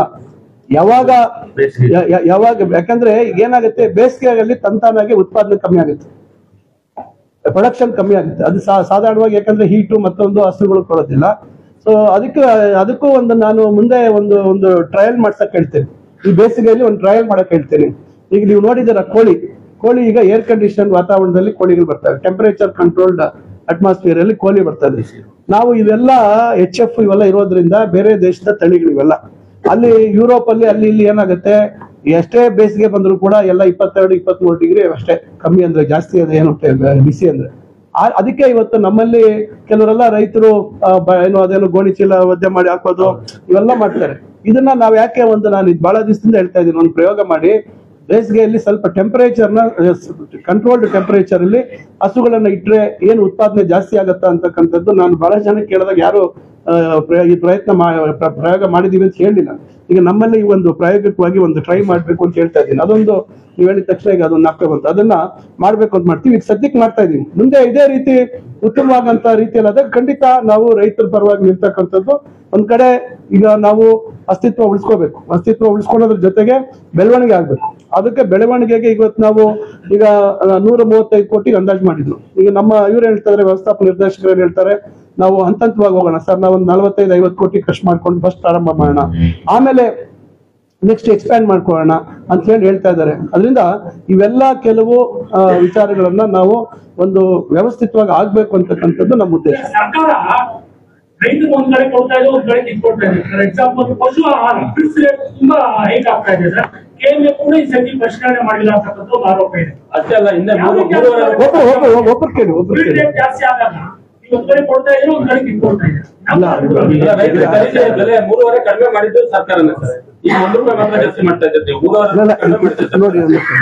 ನೋಡಿ ಈಗ 3.5 ರೂಪಾಯಿ ಯಾವತ್ತು ಬೆಲೆ ಜಾಸ್ತಿ ಆಯ್ತು, ಯಾವತ್ತು ಉತ್ಪಾದನೆ ಜಾಸ್ತಿ ಆಯ್ತು, ಮಾರ್ಕೆಟ್ ಆಗ್ಬೇಕಲ್ವಾ? ಉತ್ಪಾದನೆ ಜಾಸ್ತಿ ಏಕಾಏಕಿ 1 ಕೋಟಿ ಚಿಲ್ಲರೆ ಆಗುತ್ತೆ. ಸಾಧಾರಣವಾಗಿ ಅವಾಗ ನೀವೇ ಯೋಚನೆ ಮಾಡಿ, 80-90 ಲಕ್ಷ ಇದ್ದಿದ್ದು ದೈನಂದಿನ ಉತ್ಪಾದನೆ ರಾಜ್ಯದಲ್ಲಿ 1.25 ಕೋಟಿ 1 ಕೋಟಿ 12 ಲಕ್ಷನೋ ಎಷ್ಟೆಲ್ಲ ಆಗುತ್ತೆ. ಅವಾಗ ಸಾಧಾರಣವಾಗಿ ಈಗ ಇದು ವೇರಿಯೇಷನ್ ಫ್ಲಕ್ಚುಯೇಷನ್ ಇದ್ದೇ ಇರ್ತದೆ. ಈಗ ಅದನ್ನ ಈಗ ಸರ್ಕಾರ ಏನ್ ಹೇಳಿದೆ, ನಮ್ಮ ಮುಖ್ಯಮಂತ್ರಿಗಳು ಮೊನ್ನೆನೂ ಹೇಳಿದ್ದಾರೆ ಜಾಸ್ತಿ ಮಾಡ್ತೀವಿ ಅಂತ. ಬಹುಶಃ ಸದ್ಯದಲ್ಲಿ ಅದು ಸಿಹಿ ಸುದ್ದಿ ಬರ್ತದೆ, ಅದನ್ನು ಕೂಡ ಜಾಸ್ತಿ ಮಾಡ್ತೀವಿ ಅಂತ, ಅದನ್ನೇ ಮಾಡ್ತೀವಿ ಅಂತ ಹೇಳಿದ್ದಾರೆ. ಏನೋ ಒಂದು ಅದು ಎಷ್ಟು ಪ್ರಮಾಣದಲ್ಲಿ ಮಾಡ್ತಾರೆ ಅಂತ ನಾನು ಹೇಳೋದು ಬೇಡ, ಘೋಷಣೆ ಮಾಡ್ಲಿ, ಚರ್ಚೆ ಆಗಿದೆ, ಅವರು ಅದನ್ನ ಮಾಡ್ತಾರೆ. ಅದರಿಂದ ಇದು ಒಂದ್ ರೀತಿ ಒಕ್ಕೂಟ ವ್ಯವಸ್ಥೆ ಸಹಕಾರಿ ಕ್ಷೇತ್ರದಲ್ಲಿ ಏನಾಗುತ್ತೆ, ನಾವು ಯಾವ ಸಂದರ್ಭದಲ್ಲಿ ಜಾಸ್ತಿ ಮಾಡ್ಬೇಕು, ಯಾಕಂದ್ರೆ ಒಕ್ಕೂಟ ಉಳಿಬೇಕು ದೀರ್ಘಕಾಲ. ನಾವು ಇವತ್ತು ನಾಳೆ ದೃಷ್ಟಿಯಲ್ಲಿ ಇಟ್ಕೊಂಡು ಒಕ್ಕೂಟ ನಡೆಸುವಂತದಕ್ಕೆ ಸಾಧ್ಯ ಆಗಲ್ಲ. ಏನಿದ್ರು ಕೂಡ ಬ್ಯಾಲೆನ್ಸ್ ಮಾಡ್ತಾ ಇರ್ಬೇಕು. ಒಂದ್ ಕಡೆ ಅವಕಾಶ ಬಂದಾಗ ಮಾಡ್ಬೇಕು, ಈ ತರ ತೊಂದರೆ ಬಂದಾಗ ಕಮ್ಮಿ ಮಾಡ್ಬೇಕು. ಯಾಕಂದ್ರೆ ಪ್ರೊಡಕ್ಷನ್ ಆಗ್ಬೇಕು, ಕನ್ವರ್ಷನ್ ಆಗ್ಬೇಕು, ಹಾಲು ಸೇಲ್ ಆಗ್ಬೇಕು. ಮಾರ್ಕೆಟ್ ಏಕಾಏಕಿ ಒಂದೇ ಸತಿ ಬೆಳೆಯಲ್ಲ. ಉತ್ಪಾದನೆ ಜಾಸ್ತಿ ಆಗಿದ್ ಮಾತ್ರಕ್ಕೆ ಅದು ಮಾರ್ಕೆಟ್ ತಕ್ಷಣ ವಿಸ್ತೀರ್ಣ ಆಗಲ್ಲ. ಅದರಿಂದ ನಾವು ಅದಕ್ಕೆ ಬೈ ಪ್ರಾಡಕ್ಟ್ಸ್ ಏನ್ ಮಾಡ್ತೀವಿ, ಬೇರೆ ಬೇರೆ ಪ್ರಾಡಕ್ಟ್ಸ್ ಏನ್ ಪ್ರೊಡ್ಯೂಸ್ ಮಾಡ್ತೀವಿ, ಇವೆಲ್ಲದಕ್ಕೂ ಮತ್ತೆ ಮಾರ್ಕೆಟ್ ಇವೆಲ್ಲ ಸಮಸ್ಯೆ ಇದೆ. ಅದೆಲ್ಲ ವಿವರವಾಗಿ ನಾವು ಓದ್ಸತಿ ಬೆಲೆ ವಿಚಾರ ಬಂದಾಗ ನಾನು ಹೇಳಿದ್ದೀನಿ. ಅದರಿಂದ ಒಟ್ಟಾರೆಯಾಗಿ ಈಗ ಫೀಡ್ ರೇಟ್ ಜಾಸ್ತಿ ಆಗಿಲ್ಲ, ಇಲ್ಲಿ ಜಾಸ್ತಿ ಮಾಡಿಲ್ಲ ಸರ್. ಅದೆಲ್ಲಿ ಅವರು ನಾಗರಾಜಪ್ಪ ಎಲ್ಲಿ ಈಗ ನಮ್ಮ ಇದರಲ್ಲಿ ಎಲ್ಲೂ ಜಾಸ್ತಿ ಇಲ್ಲ. ಈಗ ನಾವೇ ಪ್ರತಿ ವರ್ಷನೂ ಕೂಡ ಫೆಬ್ರವರಿಯಿಂದ ಮಾರ್ಚ್ವರೆಗೂ ಮಾಡುತ್ತೆ ಸರ್. ಈಗ ಮಾಡಿಲ್ಲ, ಈಗ ಮಾಡಿಲ್ವಲ್ಲ. ಈಗ ನಮ್ಮ MD ಹೇಳ್ತಾ ಇದ್ದಾರಲ್ಲ, ಈಗ ನಾವೇ ಫೀಡ್ ಕೊಡೋದಂತದ್ದು KMF ಇಂದ ನಮ್ಮ ಇದರಿಂದ ಒಕ್ಕೂಟದಿಂದ ಕೊಡ್ತೀವಿ. ಈಗ ಮಾಡಿಲ್ಲ ಅಂತ ಹೇಳ್ತಾ ಇದ್ರಲ್ಲ. ನಿನ್ನೆ ಕೂಡ PCM ಮೀಟಿಂಗ್ ಇತ್ತು. ಮೀಟಿಂಗ್ ಅಲ್ಲಿ ನಾವು ಪ್ರೈಸ್ ಕಡಿಮೆ ಮಾಡ್ಬೇಕು ಅಂತ ತಯಾರಿ ಮಾಡಿದೀವಿ ಸರ್. ಈಗ ಅದನ್ನ ಬಹಳಷ್ಟು ಈಗ ಸಣ್ಣ ಪುಟ್ಟ ಏರ್ಪೇರುಗಳು ಒಂದೊಂದು ಸಂದರ್ಭದಲ್ಲಿ ಅನಿವಾರ್ಯವಾಗಿ ಮಾಡುವಂತ ಪರಿಸ್ಥಿತಿಗಳು ಬರ್ಬೋದು. ಆದ್ರೆ ಈಗ ಹೇಳ್ತಾ ಇರ್ತಕ್ಕಂಥದ್ದು ನೀವು ಹೇಳುವಂತ ಪ್ರಶ್ನೆಗೆ ಈಗ ನಾವು ಮಾಡಿಲ್ಲ, ನಾವಿನ್ನ ಕಮ್ಮಿ ಮಾಡಿ ಅಂತ ಹೇಳ್ತಾ ಇದೀವಿ ಅಂತಾರೆ. ಯಾವುದೇ ತೀರ್ಮಾನ ಆಗಿಲ್ಲ, ಜಾಸ್ತಿ ಅಂತೂ ಮಾಡಿಲ್ಲ. ಈಗ ಪ್ರೋತ್ಸಾಹ ಧನ ಸಿಎಂ ಮಾಡೋದು, ಸಿಎಂ ಪ್ರೋತ್ಸಾಹ ಧನ ಮಾಡುವಂತದ್ದು ಬೇರೆ ವಿಚಾರ. ಅದು ಈಗ ಹಿಂದೆ ಪ್ರಾರಂಭ ಮಾಡಿದ್ದು ಅವರೇ. ಓಕೆ, ಈಗ 5 ರೂಪಾಯಿ ನಿಂತಿದೆ. ಈಗ ಅವ್ರು ಹೇಳ್ತಾ ಇದ್ದಾರೆ ಇದನ್ನ ಗ್ರಾಹಕರಿಗೆ ಏನು ಇವತ್ತು ಬೇರೆ ರಾಜ್ಯಗಳಿಗೆ ಹೋಲಿಸಿದಾಗ ನಮ್ಮ ರಾಜ್ಯದಲ್ಲಿ ಹಾಲಿನ ಬೆಲೆ ಕಮ್ಮಿ ಇದೆ ಏನು ಮಾರ್ಕೆಟ್ ಹೋದಾಗ. ಅದನ್ನ ನಾವು ಇದನ್ನ ನಾವು ರೈತರಿಗೆ ಎಕ್ಸ್ಟೆಂಡ್ ಮಾಡ್ಬೇಕು, ಸ್ವಲ್ಪ ಹಾಲಿನ ಬೆಲೆ ಜಾಸ್ತಿ ಮಾಡಿ ಸಂಪೂರ್ಣವಾಗಿ ಅದು ರೈತರಿಗೆ ಹೋಗ್ಬೇಕು ಅಂತಕ್ಕಂತ ಒಂದು ಉದ್ದೇಶ ಇದೆ. ಅದು ಏಪ್ರಿಲ್ ಈಗ ಬಜೆಟ್ ಎಲ್ಲ ಸೆಷನ್ ಆದ್ಮೇಲೆ ಬಹುಶಃ ಮುಖ್ಯಮಂತ್ರಿಗಳು ಅದನ್ನು ಸ್ಪಷ್ಟವಾಗಿ ಹೇಳ್ತಾರೆ. ಅಲ್ಲಲ್ಲ, ಇದು ವಿಚಾರ ಮಾತಾಡ್ಬಿಡಿ. ಸ್ವಲ್ಪ ಹೇಳೋರ್ಗೆ ಹೇಳ್ತಾರೆ. ನಾನು ನೀನ್ ಲೇಟ್ ಆಗಿ ಬಂದೆ ನಾಗರಾಜಪ್ಪ, ನೀನು ಲೇಟ್ ಆಗಿ ಬಂದೆ. ಹೇಳ ಕೇಳಿ ಒಂದ್ ನಿಮಿಷ.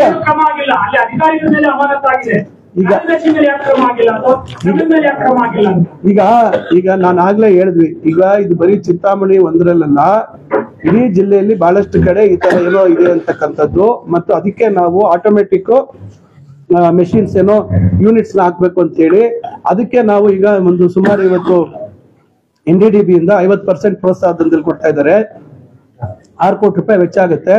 ಅದನ್ನ ನಾವು ಮಾಡುವಂತದ್ದಕ್ಕೆ ಮಾಡ್ತಾ ಇದೀವಿ. ಮತ್ತು ಕ್ಯಾಮರಾಸ್ ಕೆಲವು ಕಡೆ ಎಲ್ಲ ಏನ್ ಮಾಡಿದ್ದಾರೆ, ಅವರು ಸ್ಥಳೀಯವಾಗಿ ಕ್ಯಾಮ್ರಾ ಹಾಕೊಂಡು ಸ್ವಿಚ್ ಆಫ್ ಮಾಡೋದು ಇವೆಲ್ಲ ಮಾಡಿದ್ದಾರೆ. ಅದಕ್ಕೆ ನಾವು ಸೆಂಟ್ರಲೈಸ್ಡ್ ಇಲ್ಲಿ ಮಾನಿಟರಿಂಗ್ ಸಿಸ್ಟಮ್ಗೆ ತರಬೇಕು. ಅದಕ್ಕೆ ಸುಮಾರು 35-36 ಲಕ್ಷ ಖರ್ಚು ಮಾಡ್ತಾ ಇದೀವಿ. ಇವೆಲ್ಲ ಸುಧಾರಣೆ ಕ್ರಮಗಳು ತೆಗೆದುಕೊಳ್ತಾ ಇದೀವಿ. ಈಗ ನೀವ್ ಹೇಳ್ದಾಗೆ ಅಲ್ಲಿ ಅವರು ಎಕ್ಸ್ಟೆನ್ಷನ್ ಆಫೀಸರ್ನ ಸಸ್ಪೆಂಡ್ ಮಾಡಿದ್ದಾರೆ. ಕಾರ್ಯದರ್ಶಿ ಮೇಲೆ ಕ್ರಮ ಆಗಿಲ್ಲ, ಅವರು ಕಾರ್ಯದರ್ಶಿ ಮೇಲೆ ಕ್ರಮ ಆಗ್ಬೇಕು ಅಂತಕ್ಕಂಥದ್ದು ಸೂಚನೆ ಕೊಟ್ಟಿದ್ದಾರೆ. ಆಡಳಿತ ಮಂಡಳಿ ಈಗ ಅದು ಯಾವುದೇ ಕಾರಣಕ್ಕೆ ಆ ರೀತಿ ಆಗುವಂತದಕ್ಕೆ ಅವಕಾಶ ಕೊಡಲ್ಲ. ಅದಕ್ಕೆ ಜಿಲ್ಲೆಯಲ್ಲಿ ಈಗ ಏನು ಫ್ಯಾಕ್ಟ್ ನಿಮಗೆ ಆಟೋಮೆಟಿಕ್ ಆಗಿ ಫ್ಯಾಕ್ಟ್ ಇಲ್ಲೇ ಡೌನ್ಲೋಡ್ ಮಾಡ್ಕೋಬಹುದು, ಸ್ಲಿಪ್ ಅದಾಯ್ತಲ್ಲ. ಆ ತರ ಸಿಸ್ಟಮ್ ನ 100% ಕೆಲವರು ಒಪ್ಪೋದಿಲ್ಲ. ಈಗ ಇನ್ನೂ ಒಂದು ಸಲಹೆ ಬಂದಿದೆ ನಮ್ಗೆ. ಅದನ್ನ ನೋಡೋಣ ಮುಂದೆ ಯಾವ ರೀತಿ ಮಾಡ್ಬೇಕು ಅಂತ. ಇದು ಯಾವ ಕಾರಣಕ್ಕೆ ಬಲ್ಕ್ ಮಿಲ್ಕ್ ಕೂಲರ್ಸ್ ಮಾಡಿದ್ರು ಅಂತಕ್ಕಂಥದ್ರ ಬಗ್ಗೆ ಅದು ಕಾರಣಗಳು ಹಿಂದೆ ಇರ್ತಕ್ಕಂಥ ನಿರ್ದೇಶಕರು ಅವ್ರಿವ್ರು ಹೇಳ್ಬೇಕು. ಬಹುಶಃ ಏನಾಗಿದೆ, ಈಗ ಬಲ್ಕ್ ಮಿಲ್ಕ್ ಕೂಲರ್ಸ್ ಇಂದ ಇವತ್ತು ಕೆಲವು ಸಂದರ್ಭದಲ್ಲಿ ಗುಣಮಟ್ಟದ ಹಾಲು ಕೊಡುವಂತ ಅವ್ರಿಗೆ ತೊಂದರೆನೂ ಆಗ್ತಾ ಇದೆ. ಏನಾಗುತ್ತೆ, ಒಂದ್ ಕಡೆ ಬಂದಾಗ ಅಲ್ಲಿ ಸರಾಸರಿ ಮಾಡ್ಬಿಟ್ಟು ಕೊಟ್ಬಿಡ್ತಾ ಇದ್ದಾರೆ. ಇದೆಲ್ಲ ಇದೆ. ಅದರಿಂದ ನಾವು ಆಮೇಲೆ ಕಂಟ್ರೋಲ್ ಯಾರ್ದಿಲ್ಲ. ಕಂಟ್ರೋಲ್ ಆ ಒಂದು ಒಕ್ಕೂಟದವ್ರ ಅಲ್ಲಿ ಇರ್ತಕ್ಕಂತ ಸಹಕಾರಿ ಸಂಘ ಏನಿದೆ, ನಮ್ಮ ಹಾಲು ಉತ್ಪಾದಕರ ಸಹಕಾರಿ ಸಂಘ, ಅವ್ರ ಕಂಟ್ರೋಲ್ ಅಲ್ಲಿ ಇರ್ತದೆ. ನಾವು ನೋಡೋಣ, ಈಗ ನಾವು ಒಂದು ಇದಕ್ಕೆ ಬದಲಾವಣೆ ತರಕ್ಕೆ ಹೆಂಗೆ ಅಂತಕ್ಕಂಥದ್ದು ನಾವು ಪ್ರಯತ್ನ ಮಾಡ್ಬೇಕು. ಯಾಕಂದ್ರೆ ನಾಳೆ ಒಂದು ಹೋಬಳಿ ಮಟ್ಟಕ್ಕೆ ಎಲ್ಲಾದ್ರೂ ನಮ್ಮ ಒಕ್ಕೂಟದಿಂದನೇ ಒಂದು ಸೆಂಟ್ರಲೈಸ್ಡ್ ಮಾಡ್ಬೋದಾ, ನೇರವಾಗಿ ನಮ್ಮ ಒಕ್ಕೂಟದ ಅಧಿಕಾರಿಗಳು ಜವಾಬ್ದಾರಿರ್ತಾರೆ. ಈಗೇನು ಹಿಂದೆ ಪ್ರತಿ ಊರ್ದು ಡೈರಿ ಹೆಂಗೆ BMCಗೆ ಹೆಂಗ್ ಬರುತ್ತೆ, BMCಗೆ ಬರೋಬಹುದು, ಇಲ್ಲಿಗೆ ಬಂದ್ಬಿಡ್ಬೇಕು. ಏನೋ ಸೆಂಟ್ರಲೈಸ್ ಸಿಸ್ಟಮ್ ಏನು ಒಂದು ಹೋಬಳಿ ಮಟ್ಟದಲ್ಲೋ ಮಾಡುವಂತದಕ್ಕೆ ಮಾಡಿದಾಗ ಅಲ್ಲಿಗೆ ಬಂದಾಗ ಏನಾಗುತ್ತೆ, ಅಲ್ಲಿ ನಮ್ದೇ ಆದಂತ ಈ ಒಕ್ಕೂಟದ ಅಧಿಕಾರಿಗಳಿದ್ದಾಗ ಉತ್ತರದಾಯಿತ್ವ ಇರ್ತದೆ. ಅರ್ಥ ಆಯ್ತಲ್ಲ, ಅವ್ರಿಗೆ ನಾಳೆ ಬೆಳಗ್ಗೆ ರೆಸ್ಪಾನ್ಸಿಬಿಲಿಟಿ ಇರ್ತದೆ, ನಾಳೆ ಬೆಳಗ್ಗೆ ಅವ್ರು ಆನ್ಸರಬಲ್ ಇರ್ತಾರೆ. ಮುಂಚೆ ಚಿಲ್ಲಿಂಗ್ ಸೆಂಟರ್ ತಾಲೂಕ್ ಮಟ್ಟಕ್ಕೆ ಬರ್ತಾ ಇತ್ತು. ಅದನ್ನ ಏನ್ ಮಾಡಿದ್ರು, ಇದನ್ನ ಏನೋ ಟ್ರಾನ್ಸ್ಪೋರ್ಟೇಷನ್ ಮತ್ತೊಂದು ಸಮಯ ವೇಸ್ಟ್ ಆಗುತ್ತೆ, ಹಾಲು ಕೆಟ್ಟೋಗುತ್ತೆ, ಮತ್ತೊಂದು ಇವೆಲ್ಲ ಕಾರಣಗಳಿಂದ BMCಗಳು ಮಾಡಿದ್ರು. ಆದ್ರೆ BMCಗಳಲ್ಲಿ ಇವತ್ತು ಕ್ಯಾಮ್ರಾಗಳಾದ್ರೆ ಅದನ್ನ ಆಫ್ ಮಾಡೋದು ಇಂಥವೆಲ್ಲ ನಡೀತಾ ಇದೆ. ಇವೆಲ್ಲ ಏನು ನಾನು ಇವತ್ತು ಬಂದ್ಮೇಲೆ ಆಗಿರೋದಲ್ಲ. ಇವೆಲ್ಲ ನಮ್ಮ ಗಮನಕ್ಕೆ ಬಂದು ಇವೆಲ್ಲ ನಾವು ಬಹಳಷ್ಟು ಆಲೋಚನೆಗಳು ಮಾಡ್ತದೆ. ಯಾಕಂದ್ರೆ ಕಾಲಕ್ಕೆ ಕೆಲವು ಬದಲಾವಣೆಗಳು ಮತ್ತೊಂದು ಮಾಡ್ಲೇಬೇಕಾದಂತ ಪರಿಸ್ಥಿತಿಗಳು ಬರ್ತವೆ. ಯಾಕಂದ್ರೆ ಒಟ್ಟಾರೆಯಾಗಿ ಹೈನೋದ್ಯಮ ಉಳಿಬೇಕು. ನಮ್ಮ ಭಾಗದ ರೈತರು ಇವತ್ತು ಬಹಳಷ್ಟು ಅದನ್ನ ನಂಬ್ಕೊಂಡಿದ್ದಾರೆ. ಉತ್ಪಾದನೆ ಪ್ರಮಾಣ ಜಾಸ್ತಿ ಆಗಿದೆ, 12.08% ಆಗಿದೆ. ಕೆಲವು ತಾಲೂಕುಗಳಲ್ಲಿ 17-18% ಆಗಿದೆ. ಚಿಂತಾಮಣಿಯಲ್ಲಿ ಹಿಂದೆ ನಾವು 2ನೇ ಸ್ಥಾನದಲ್ಲಿದ್ವಿ, ಈಗ ಪ್ರಥಮ ಸ್ಥಾನದಲ್ಲಿದ್ದೀವಿ ಹಾಲು ಉತ್ಪಾದನೆಯಲ್ಲಿ. ಅದರಿಂದ ಇವೆಲ್ಲ ನಾವು ಗಮನದಲ್ಲಿ ಇಟ್ಕೊಂಡು, ಬಾಗೇಪಲ್ಲಿ ಎಲ್ಲ ಸೆಕೆಂಡ್, ಶಿಡ್ಲಘಟ್ಟ ಸೆಕೆಂಡ್. ಅದರಿಂದ ಇವೆಲ್ಲ ನಾವು ಮಾಡ್ತಾ ಇದೀವಿ. ಸಂಘಗಳು ಜಾಸ್ತಿ ಇದಾವೆ, ಸಹಕಾರ ಸಂಘಗಳು ಜಾಸ್ತಿ ಇದಾವೆ. ಚಿಂತಾಮಣಿಯಲ್ಲಿ 200 ಮಹಿಳಾ ಎಲ್ಲ ಸೇರಿದ್ರೆ 245-50 40 ಚಿಲ್ಲರೆ ಇದಾವೆ. ಅದರಿಂದ ಒಟ್ಟಾರೆಯಾಗಿ ಏನಂದ್ರೆ ಇದು ಒಂದು ಅಂಬೆಗಾಲು ಇಡ್ತಾ ಇದೀವಿ, ಸರಿಯಾದ ದಾರಿಯಲ್ಲಿ ಹೋಗ್ಬೇಕು. ಸರ್ಕಾರ ಬಂದಾಗ ಚಿಗುಲ್ನ ನಾವು ವೈಜ್ಞಾನಿಕ ಮಾಡ್ತಿದೀವಿ ಅಂತ ಹೇಳ್ತಿದ್ದೀರಿ, ಬಟ್ ಆದ್ರೆ ಹೊಸ ಪ್ಯಾಕೇಜಿಂಗ್ ಯೂನಿಟ್ ಇಲ್ಲ. ಸರ್ಕಾರದಿಂದ ಏನ್ ಅನುದಾನ ತಂದಿದ್ದೀರಿ ಅಂತ ಕೇಳ್ತಿದ್ದೀರಿ. ಈಗ ನೋಡಿ, ಅವ್ರೇನ್ ಅನುದಾನ ಕೊಟ್ಟಿದ್ರು? ಅವ್ರೇನ್ ಅನುದಾನ ವಿಭಜನೆ ಮಾಡಿದಾಗ ಏನ್ ಅನುದಾನ ಕೊಟ್ಟಿದ್ರು ಅವರು? ಒಂದ್ ನಿಮಿಷ ಕೇಳಿ. ಈಗ ಜಮೀನ್ ಕೊಡಿಸ್ತಾ ಇದೀವಿ, ಈಗ ಜಮೀನ್ ಕೊಡಿಸ್ತಾ ಇದೀವಿ. ಸರ್ಕಾರ ಈಗ ಯಾವ ಮಿಲ್ಕ್ ಯೂನಿಯನ್ಗೆ ದುಡ್ಡು ಕೊಟ್ಟಿದೆ ನೇರವಾಗಿ? ಒಂದು ಸಹಕಾರಿ ವ್ಯವಸ್ಥೆಯಲ್ಲಿ ಇವತ್ತು ನಾವು ಈಗ ಲಾಭ ಬಂತು ಅಂತೇಳಿ ನಾವು ರೈತರು ಕೊಡ್ತಾ ಇದ್ವಿ. ಯಾಕೆ? ಅಂಬೆಗಾಲು ಇಡ್ತಾ ಇದೀವಿ, ರೈತರು ಪ್ರೋತ್ಸಾಹ ಮಾಡ್ಬೇಕು ಅಂತ. ಈಗ 10 ಎಕರೆ ಜಾಗ ಈಗ ನೋಡಿ DC ಅವರು ಈಗ ಅವ್ರಿಗೆ ಆಲ್ಟರ್ನೇಟ್ ಜಾಗ ಮಂಜೂರು ಮಾಡಿಸಿದೀವಿ. ಯಾರಿಗೆ? ಇವ್ರಿಗೆ ಆರ್ಟಿಕಲ್ಚರ್. ಈಗ ಆರ್ಟಿಕಲ್ಚರ್ದು ಅಲ್ಲಿ ಮಿನಿಸ್ಟರ್ ಹತ್ರ ಅಪ್ರೂವ್ ಆಗುತ್ತೆ. ಈಗ ಯಾವ ರೀತಿ ನಾನು ಫ್ಲವರ್ ಮಾರ್ಕೆಟ್ ಮಂಜೂರು ಮಾಡಿಸಿದೆ, ಈಗ ಸರ್ಕಾರಕ್ಕೆ ಕಳಿಸ್ತಾ ಇದೀವಿ. ಇನ್ನ ಬೇರೆ ಒಂದಷ್ಟು ಜಮೀನು ಕೊಡಿಸ್ತಾ ಇದ್ದೀನಿ ನಾನು. ಎಲ್ಲಿ ಏನು ಅಂತ ಹೇಳಲ್ಲ, ಸರ್ಕಾರದಲ್ಲಿ ಮಂಜೂರು ಮಾಡಿಸ್ತಾ ದೊಡ್ಡ ಪ್ರಮಾಣದಲ್ಲಿ ಕೊಡಿಸ್ತಾ ಇದ್ದೀನಿ. ಇವೆಲ್ಲ ಏನ್ ಮಾಡ್ಬೇಕು? ಇವೆಲ್ಲ ಸರ್ಕಾರದಿಂದ ತಾನೇ ಕೊಡುವಂಥದ್ದು. ಅದರಿಂದ ನಾವು ಪ್ಯಾಕೇಜಿಂಗ್ ಯೂನಿಟ್ಗೆ ಜಾಗ ಬೇಕಲ್ಲ, ಫಸ್ಟ್ ಜಾಗ ಕೊಡ್ಬೇಕಲ್ಲ. ಜಾಗ ಯಾಕೆ ಕೊಡಿಸ್ಲಿಲ್ಲ ಅವ್ರ ಹಿಂದೆ? ಹೆಚ್ಚುವರಿ ಜಾಗ ಕೊಡಿಸ್ಬೇಕಿತ್ತಲ್ಲ. ಇವೆಲ್ಲ ಅದಕ್ಕೆ ಹೇಳೋದು. ಇವೆಲ್ಲ ಒಂದೇ ಸತಿ ಎಲ್ಲ ಆಗ್ಬಿಡುತ್ತೆ ಅಂದ್ರೆ, ಈಗ ಮೊನ್ನೆ ಸ್ಟೇಟ್ಮೆಂಟ್ ನೋಡಿದೆ, ಫ್ಲವರ್ ಮಾರ್ಕೆಟ್ ಹಿಂದೆ ನಮ್ಮ ಸರ್ಕಾರದಲ್ಲಿ ಬಜೆಟ್ ಅಲ್ಲಿ ಅನೌನ್ಸ್ ಆಗಿತ್ತು. ಬಜೆಟ್ ಅಲ್ಲಿ ಅನೌನ್ಸ್ ಆಗ್ಬಿಟ್ರೆ ಅದಕ್ಕೆ ಪ್ಲಾನ್ ಮಾಡಿಸಿದ್ರ ನೀವು? ಡೀಟೇಲ್ ಪ್ಲಾನ್ ಆಗಿತ್ತಾ? ಇವತ್ತು ನಾವೆಲ್ಲ ಪೂರ್ತಿ ತಯಾರು ಮಾಡ್ಕೊಂಡು ವರ್ತಕರಿಗೆ ಎಲ್ಲರಿಗೂ ತೋರಿಸಿ ನಾವು ಇಷ್ಟು ನಿಂತಿಷ್ಟು ಅಂತ ಹೇಳಿದೀವಿ. PPP ಅಂತ ಮಾನ್ಯ ಮುಖ್ಯಮಂತ್ರಿಗಳು ಘೋಷಣೆ ಮಾಡಿದ್ದಾರೆ. ನಾನು ಮೊನ್ನೆ ಹೇಳಿದ್ದೀನಿ, ಹಣಕಾಸು ಇಲಾಖೆಯವರಿಗೆ ಹೇಳಿದ್ದೀನಿ, PPP ಆಗೋದಿಲ್ಲ, ಸರ್ಕಾರ ಆಯ್ತು ಏಪ್ರಿಲ್ ಆದ್ಮೇಲೆ ನಾವು ಅದಕ್ಕೆ ತೀರ್ಮಾನ ಮಾಡ್ತೀವಿ ಅಂತ ಹೇಳಿದ್ದಾರೆ. ನಾನಂತೂ ಬಿಡೋದಿಲ್ಲ, ಅದು ಮಾಡೇ ಮಾಡ್ತೀವಿ. ಅರ್ಥ ಆಯ್ತಲ್ಲ? ನಾನು ಸರ್ಕಾರದಲ್ಲಿ ನಾವು ಒತ್ತಾಯ ಮಾಡ್ತಾ ಇದ್ದೀನಿ, PPP ಇದರಲ್ಲಿ ವಯಬಲ್ ಆಗೋದಿಲ್ಲ ಅಂತ ಹೇಳಿದ್ದೀನಿ. ಅವರು ಆಯ್ತು ನಾನು ಏಪ್ರಿಲ್ ಅಲ್ಲಿ, ಯಾಕಂದ್ರೆ ಬಜೆಟ್ ಅಧಿವೇಶನ ಇದೆ, ಈಗ ಒಂದೇ ಸ್ಥಿತಿ ಹೇಳಲಿಕ್ಕೆ ಬರೋದಿಲ್ಲ. ನನ್ನ ಜವಾಬ್ದಾರಿ ಅದು.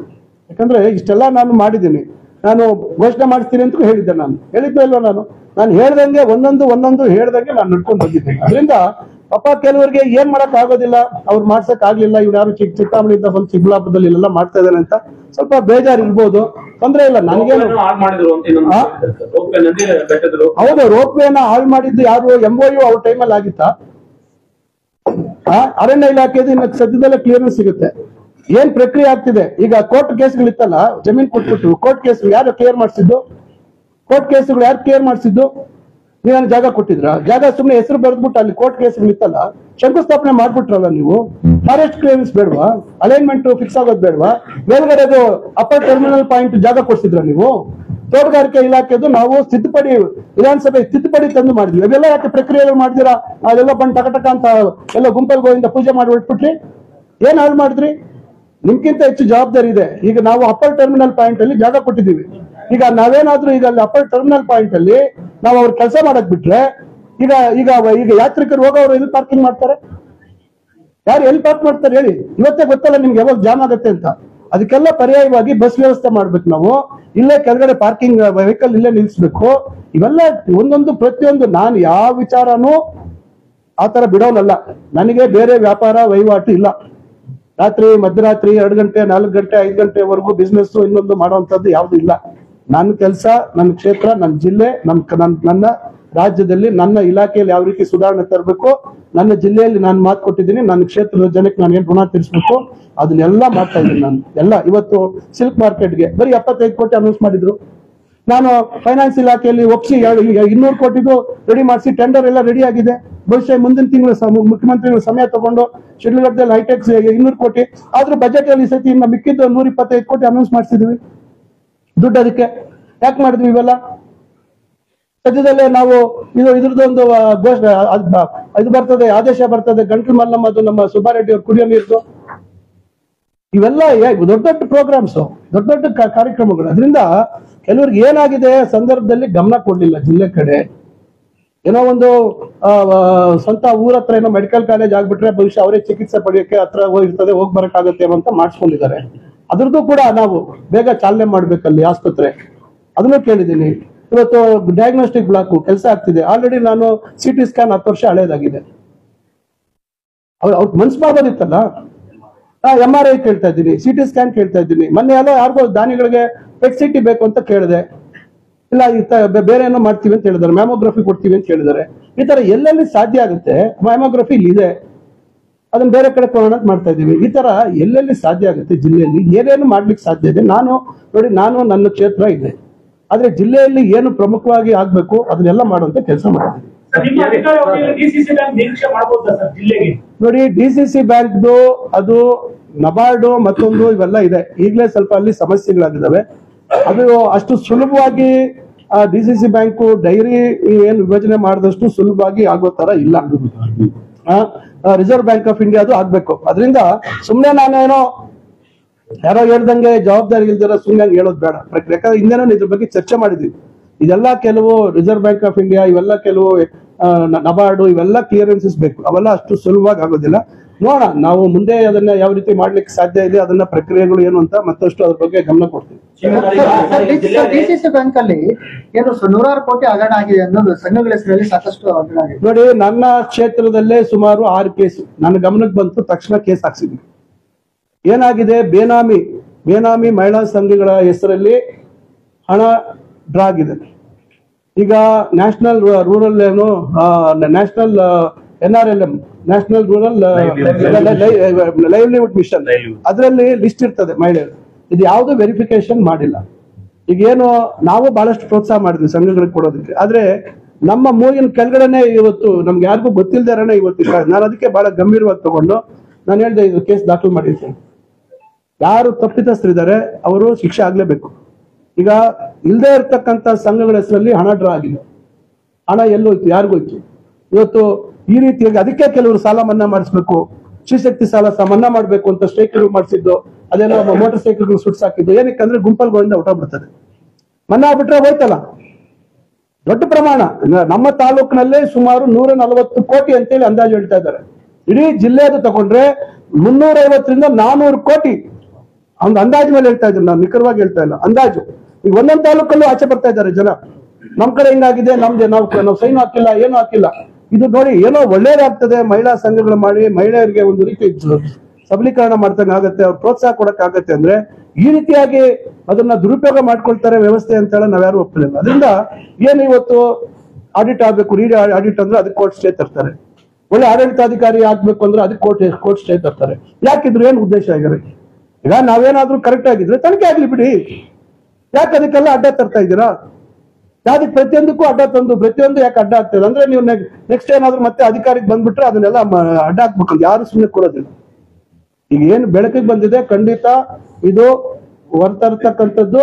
ಇದ್ರ ಬಗ್ಗೆ ನಾವು ಅಂತಿಮ ತಾರ್ಕಿಕ ಅಂತ್ಯ ಆಗ್ಬೇಕು. ಯಾರು ಇವತ್ತು ಇದ್ರಲ್ಲಿ ಭಾಗಿಯಾಗಿದ್ದಾರೆ ಅವ್ರ ಮೇಲೆ ಶಿಕ್ಷೆ ಆಗುವಂತದಕ್ಕೆ ನಾವೆಲ್ಲ ಬದ್ಧವಾಗಿದ್ದೀವಿ.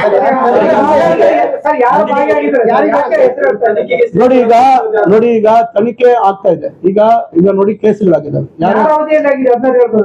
ಈಗ ನಾನು ಯಾರ ಅವಧಿ ಮತ್ತೊಂದು ನಿಮ್ಗೆಲ್ಲ ಗೊತ್ತಿದೆ. ನಾನು ಜವಾಬ್ದಾರಿತ ಸ್ಥಾನದಲ್ಲಿದ್ದೀನಿ. ಇವೆಲ್ಲ ತನಿಖೆ ಆಗಿ ಅಂತಿಮವಾಗಿ ಅದ್ರ ಬಗ್ಗೆ ವರದಿ ಬರ್ದಿರಾ ಸುಮ್ನೆ ನಾನು ಹೆಸರು ತಗೊಂತದ್ದು ಮತ್ತೊಂದು ಒಳ್ಳೇದಲ್ಲ. ನಿಮ್ಗೆಲ್ರಿಗೂ ಗೊತ್ತಿದೆ. ಈಗ ಅಲ್ಲಿ ಕೇಸುಗಳಾಗಿದ್ದಾವೆ. ಕೇಸುಗಳಲ್ಲಿ ಯಾರ್ಯಾರ ಹೆಸರಿದೆ ಅನ್ನೋದು ಗೊತ್ತಿದೆ ನಿಮ್ಗೆ. ಅದರಿಂದ ಏನೇನಾಗಿದೆ ಅನ್ನೋದು ತನಿಖೆ ಆಗ್ಲಿ. ಈಗ ಅದಕ್ಕೂ ಸ್ಟೇ ತರಕ್ ಹೋಗಿದ್ದಾರೆ. ಅದಕ್ಕೂ ಒಂದೆರಡು ಪ್ರಕರಣದಲ್ಲಿ ಸ್ಟೇ ತಂದಿದ್ದಾರೆ. ಯಾಕೆ ಸ್ಟೇ ತರಬೇಕು? ಯಾರೋ ಹೋಗಿದ್ದಾರೆ ಅಲ್ಲಿ, ಯಾರ್ಯಾರ ಮೇಲೆ ಕೇಸ್ ಆಗಿಲ್ಲ ಅವ್ರು ಹೋಗಿದ್ದಾರೆ. ಅದರಿಂದ ಹೈಕೋರ್ಟ್ ಹತ್ರ ಸ್ವಲ್ಪ ನೀವು ಅಡ್ಡಾಡಿದ್ರೆ ಗೊತ್ತಾಗುತ್ತೆ ಅಲ್ಲಿ ಯಾರು ದಿನ ಬೆಳಗ್ಗೆ ಸಾಯಂಕಾಲ ಹೈಕೋರ್ಟ್ ಹತ್ರ ಇರ್ತಾರೆ ಅಂತ ಗೊತ್ತಾಗುತ್ತೆ. ಅದರಿಂದ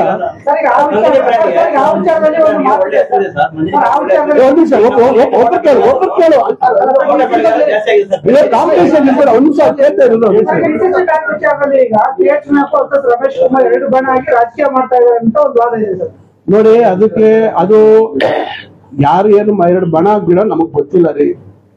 ಸಮಸ್ಯೆ ಇರ್ತಕ್ಕಂಥದ್ದು ಈ ರೀತಿ ಯಾವತ್ತು ಕೆಲವು ಸಂಶಯಗಳು ಬಂತು, ಈ ರೀತಿ ಅಕ್ರಮ ಆಗಿದೆ ಅಂದಾಗ ಅದು ತನಿಖೆ ಆಗ್ಬೇಕು ಅಂತಕ್ಕಂಥವ್ರಲ್ಲಿ ರಮೇಶ್ ಕುಮಾರ್ ಒಬ್ಬರೇ ಅಲ್ಲ, ನಾವೆಲ್ಲರೂ ತನಿಖೆ ಆಗ್ಬೇಕು ಅಂತ ಇವತ್ತಲ್ಲ 1.25 ವರ್ಷದಿಂದ ಯಾವತ್ತು ನಮ್ಮ ಗಮನಕ್ಕೆ ಬಂತು ಈ ವಿಚಾರ, ಅವತ್ತಿಂದ ನಿರಂತರವಾಗಿ ತನಿಖೆ ಆಗ್ಬೇಕು ಅಂತಕ್ಕಂಥ ವಿಚಾರದಲ್ಲಿ ನಾವೆಲ್ಲರೂ ಬದ್ಧವಾಗಿದ್ದೀವಿ. ಯಾರು ಪರ ಯಾರು ವಿರುದ್ಧ ಅಂತಲ್ಲ, ತನಿಖೆ ಆಗ್ಲಿ. ನಾಳೆ ಇವತ್ತು ಮುಗ್ಧ ಮಹಿಳೆಯರ ಹೆಸರುಗಳಲ್ಲಿ ಹಣ ಡ್ರಾ ಮಾಡಿರ್ತಕ್ಕಂಥದ್ದು ಅಕ್ಷಮ್ಯ ಅಪರಾಧ. ಅದು ಯಾರು ಒಪ್ಪಕ್ ಸಾಧ್ಯ ಇಲ್ಲ. ತನಿಖೆ ಆಗ್ಲಿ. ಅವ್ರು ಮಾಡಿಲ್ಲ ಅಂದ್ರೆ ಸಂತೋಷ, ಯಾರು ಮಾಡಿಲ್ಲ ಅಕಸ್ಮಾತ್ ಆ ರೀತಿ ಆಗಿಲ್ಲ ಅಂದ್ರೆ ಸಂತೋಷ, ನಮಗೂ ಹೆಮ್ಮೆ ಆಗುತ್ತೆ. ಆದ್ರೆ ನಾವೆಲ್ಲ ಪ್ರೋತ್ಸಾಹ ಮಾಡಿದ್ವಿ, ನಾವೆಲ್ಲ ಇದು ಮಹಿಳೆಯರಿಗೆ ಸಹಾಯ ಆಗ್ಲಿ ಅಂತ ಮಾಡಿದ್ವಿ. ಈ ರೀತಿ ಆದಂತ ಸಂದರ್ಭದಲ್ಲಿ ಹಿಂಗೆ ಮಾಡ್ತಕ್ಕಂಥದ್ದು ಎಷ್ಟು ಸರಿ? ಅಂತದಕ್ಕೆಲ್ಲ ನಾವು ರಾಜಿ ಆಗ್ತಕ್ಕಂಥ ಪ್ರಶ್ನೆ ಬರೋಣ. ರಮೇಶ್ ಕುಮಾರ್ ಸಾಹೇಬ್ರು ಮತ್ತೊಬ್ರು ಎಲ್ಲರೂ ನಾವೆಲ್ಲರೂ ಒಳ್ಳೇದಾಗಬೇಕು ಅಂತಕ್ಕಂಥ ದೃಷ್ಟಿಯಲ್ಲಿ ನಾವೆಲ್ಲ ಮಾಡ್ತಾ ಇರೋದು. ಅದರಿಂದ ತನಿಖೆ ಆಗ್ಲಿ, ತನಿಖೆ ಮಾಡ್ಲಿ ಅಂತಕ್ಕಂಥದ್ದು ನಮ್ಮೆಲ್ಲರ ಉದ್ದೇಶ. ಈಗ ನಂದಿನಿ ಬ್ರ್ಯಾಂಡ್ ಇದೆಯಲ್ಲ ಸರ್, ಈ ಒಳ್ಳೊಳ್ಳೆ ಪ್ರಾಡಕ್ಟ್ಸ್ ಎಲ್ಲ ಬರ್ತಾ ಇದೆ. ಬಟ್ ನಮ್ಮಲ್ಲಿ ಕೋಲಾರ ಚಿಕ್ಕಬಳ್ಳಾಪುರದಲ್ಲಿ ಟೊಮೊಟೊ ಬೆಳೆಗಾರ ಜಾಸ್ತಿ ಇದೆ, ಬಟ್ ನಿರಂತರವಾಗಿ ಬೆಲೆ ಕುಸಿತ ಸಮಸ್ಯೆ ಸ್ಟಾರ್ಟ್ ಇದೆ. ಬಟ್ ನಂದಿನಿ ಬ್ರ್ಯಾಂಡ್ ಒಳ್ಳೆ ಹೆಸರಿರೋದ್ರಿಂದ ಟೊಮೊಟೊ ಕೆಚಪ್ ಆ ರೀತಿ ಉತ್ಪನ್ನಗಳನ್ನು ಮಾಡಿದ್ರೆ ನಂದಿನಿ ಬ್ರ್ಯಾಂಡ್ ಒಳ್ಳೆ ಹೆಸರು ಬರುತ್ತೆ ಮತ್ತೆ ಇದಾಗುತ್ತೆ ಅನ್ನೋ ಒಂದು ಕಾನ್ಸೆಪ್ಟ್. ಈಗ ನೋಡಿ, ಇತ್ತೀಚೆಗೆ KMF ಅವರು ಈಗ ದೋಸೆ ಬ್ಯಾಟರ್ ಇವೆಲ್ಲ ಕೆಲವೆಲ್ಲ ಮಾಡ್ತಾ ಇದ್ದಾರೆ. ಖಂಡಿತ ಇದು ನೀವು ಹೇಳಿದಂಥದ್ದು ನಾನು ಬಹಳ ಹಿಂದೆನೆ ಇದಕ್ಕೆಲ್ಲ ಯೋಚನೆ ಮಾಡಿದೆ. ಏನು ರೇಟ್ ಕಮ್ಮಿ ಆದಾಗ ನಾನ್ ಜಾಸ್ತಿ ನೋಡಿದ್ದೀನಿ ಸಮಸ್ಯೆ ತಗೊಂಡೋಗಿ ಎಲ್ಲ ಸುರಿದ್ ಬಿಡ್ತಾರೆ. ನಾವ್ ಹೇಳಿದ್ ಅವತ್ತೇ ಹೇಳಿದೆ, ನಾನು ಇದನ್ನ ನಾವು ಅದು ಪ್ರೋಸೆಸ್ ಮಾಡಿ ನಾನು ಮದನಪಲ್ಲಿಯಲ್ಲಿ ಒಂದು ಫುಡ್ ಪ್ರೊಸೆಸಿಂಗ್ ಇದಿದೆ, ಮುರಳಿ ಕೃಷ್ಣ ಅಂತ ಅವ್ರ ಓನರ್, ಅವ್ರ ಹೆಸರು ಕ್ಲೀನ್ ಫುಡ್ಸ್ ಅಂತ. ಯಾವತ್ತು ನಾನು 12-13 ವರ್ಷದಿಂದನೇ ನಮ್ಮ APMC ಡೈರೆಕ್ಟರ್ನ ನಾನು ಕೃಷ್ಣ ಬೈರೆ ಕೂಡ ಕರ್ಕೊಂಡೋಗಿ ಅವ್ರು ಏನೇನು ಕಾನ್ಸಂಟ್ರೇಟ್ ಮಾಡ್ತಾರೆ, ಏನು ಕೆಚಪ್ ಒಂದೇ ಅಲ್ಲ, ಟೊಮೆಟೊ ಕಾನ್ಸಂಟ್ರೇಟ್ ಮಾಡ್ತಾರೆ, ಈ ತರ ಬೇರೆ ಬೇರೆ ಕಾನ್ಸಂಟ್ರೇಟ್ ಮಾಡ್ತಾರೆ. ಅವನ್ನೆಲ್ಲ ನಾವು ಹೇಳಿದ್ವಿ. ನಾನು ಹೇಳಿದೆ, ನೀವು ಫೇರ್ ಪ್ರೈಸ್ ಡಿಪೋ ಕೊಡ್ಬೋದು. ಸರ್ಕಾರದಲ್ಲೂ ಕೂಡ ನಾನು ಕೆಲವೊಂದು ಸಲಹೆ ಕೊಟ್ಟೆ ಆ ಸಂದರ್ಭದಲ್ಲಿ. ಖಂಡಿತ ನೀವು ಹೇಳುವಂತದ್ದು ಸರಿ ಇದೆ. ಆದ್ರೆ ನಂದಿನಿ ಅವರು ಈಗ ನಾವು ಇನ್ನ ಅಂಬೆಗಾಲ್ ಇಡ್ತಾ ಇದೀವಿ. ಏಕಾಏಕಿ ನಾವು ಅದಕ್ಕೆಲ್ಲ ನಾವು ಹೋಗಂತದಕ್ಕೆ ನಮ್ಗೆ ಇನ್ಫ್ರಾಸ್ಟ್ರಕ್ಚರ್ ಬೇಕು, ಇವೆಲ್ಲ ಬೇಕು. ಅದರಿಂದ ನೀವು ಹೇಳುವಂತ ಸಲಹೆ ಒಳ್ಳೇದೆ. ಅದು ಸರ್ಕಾರ ನಂದಿನಿ ಮುಖಾಂತರ ಆದ್ರೂ ಮಾಡ್ಬೋದು, ಇಲ್ಲ ಬೇರೆ ರೂಪದಲ್ಲಾದ್ರೂ ಅದನ್ನ ಮಾಡಿ ಫೇರ್ ಪ್ರೈಸ್ ಡಿಪೋ ಇವತ್ತು ಎಲ್ಲ ಹುಷಾರಿದ್ದಾರೆ. ಇವತ್ತು ನಮ್ಮ ಟೌನ್ಗಳೆಲ್ಲ ಪಿಜ್ಜಾ ಬರ್ಗರ್ ಎಲ್ಲ ಬಂದಿದೆಯಲ್ಲೋ. ಅದರಿಂದ ಈಗ ಕೆಚಪ್ ಎಲ್ಲ ಯೂಸ್ ಮಾಡೋದೆಲ್ಲ ಇವತ್ತು ಜನ ಅಭ್ಯಾಸ ಮಾಡ್ಕೊಂಡಿದ್ದಾರೆ. ನಾಳೆ ತಪ್ಪೇನಿಲ್ಲ, ಫೇರ್ ಪ್ರೈಸ್ ನಾನು ಅವತ್ತೇ ನಾನು ಈ ಸಲಹೆ ನಾನು ಅವತ್ತೇ ಕೊಟ್ಟಿದ್ದೆ, ಬಹಳಷ್ಟು ಸಲಹೆ ಕೊಟ್ಟಿದ್ದೀವಿ. ಖಂಡಿತ ಒಪ್ಕೊಳ್ತೀವಿ. ಆದ್ರೆ ಇದನ್ನ ನಾನು KMF ಅವ್ರಿಗೆ ಹೇಳ್ತೀನಿ, ಬಟ್ ನಾವು ಇಲ್ಲಿ ಏಕಾಏಕಿ ಮಾಡ್ಲಿಕ್ಕೆ ಕಷ್ಟ. ಒಂದೊಂದು ಹೆಜ್ಜೆ ಆಡೋಣ ಮುಂದೆ.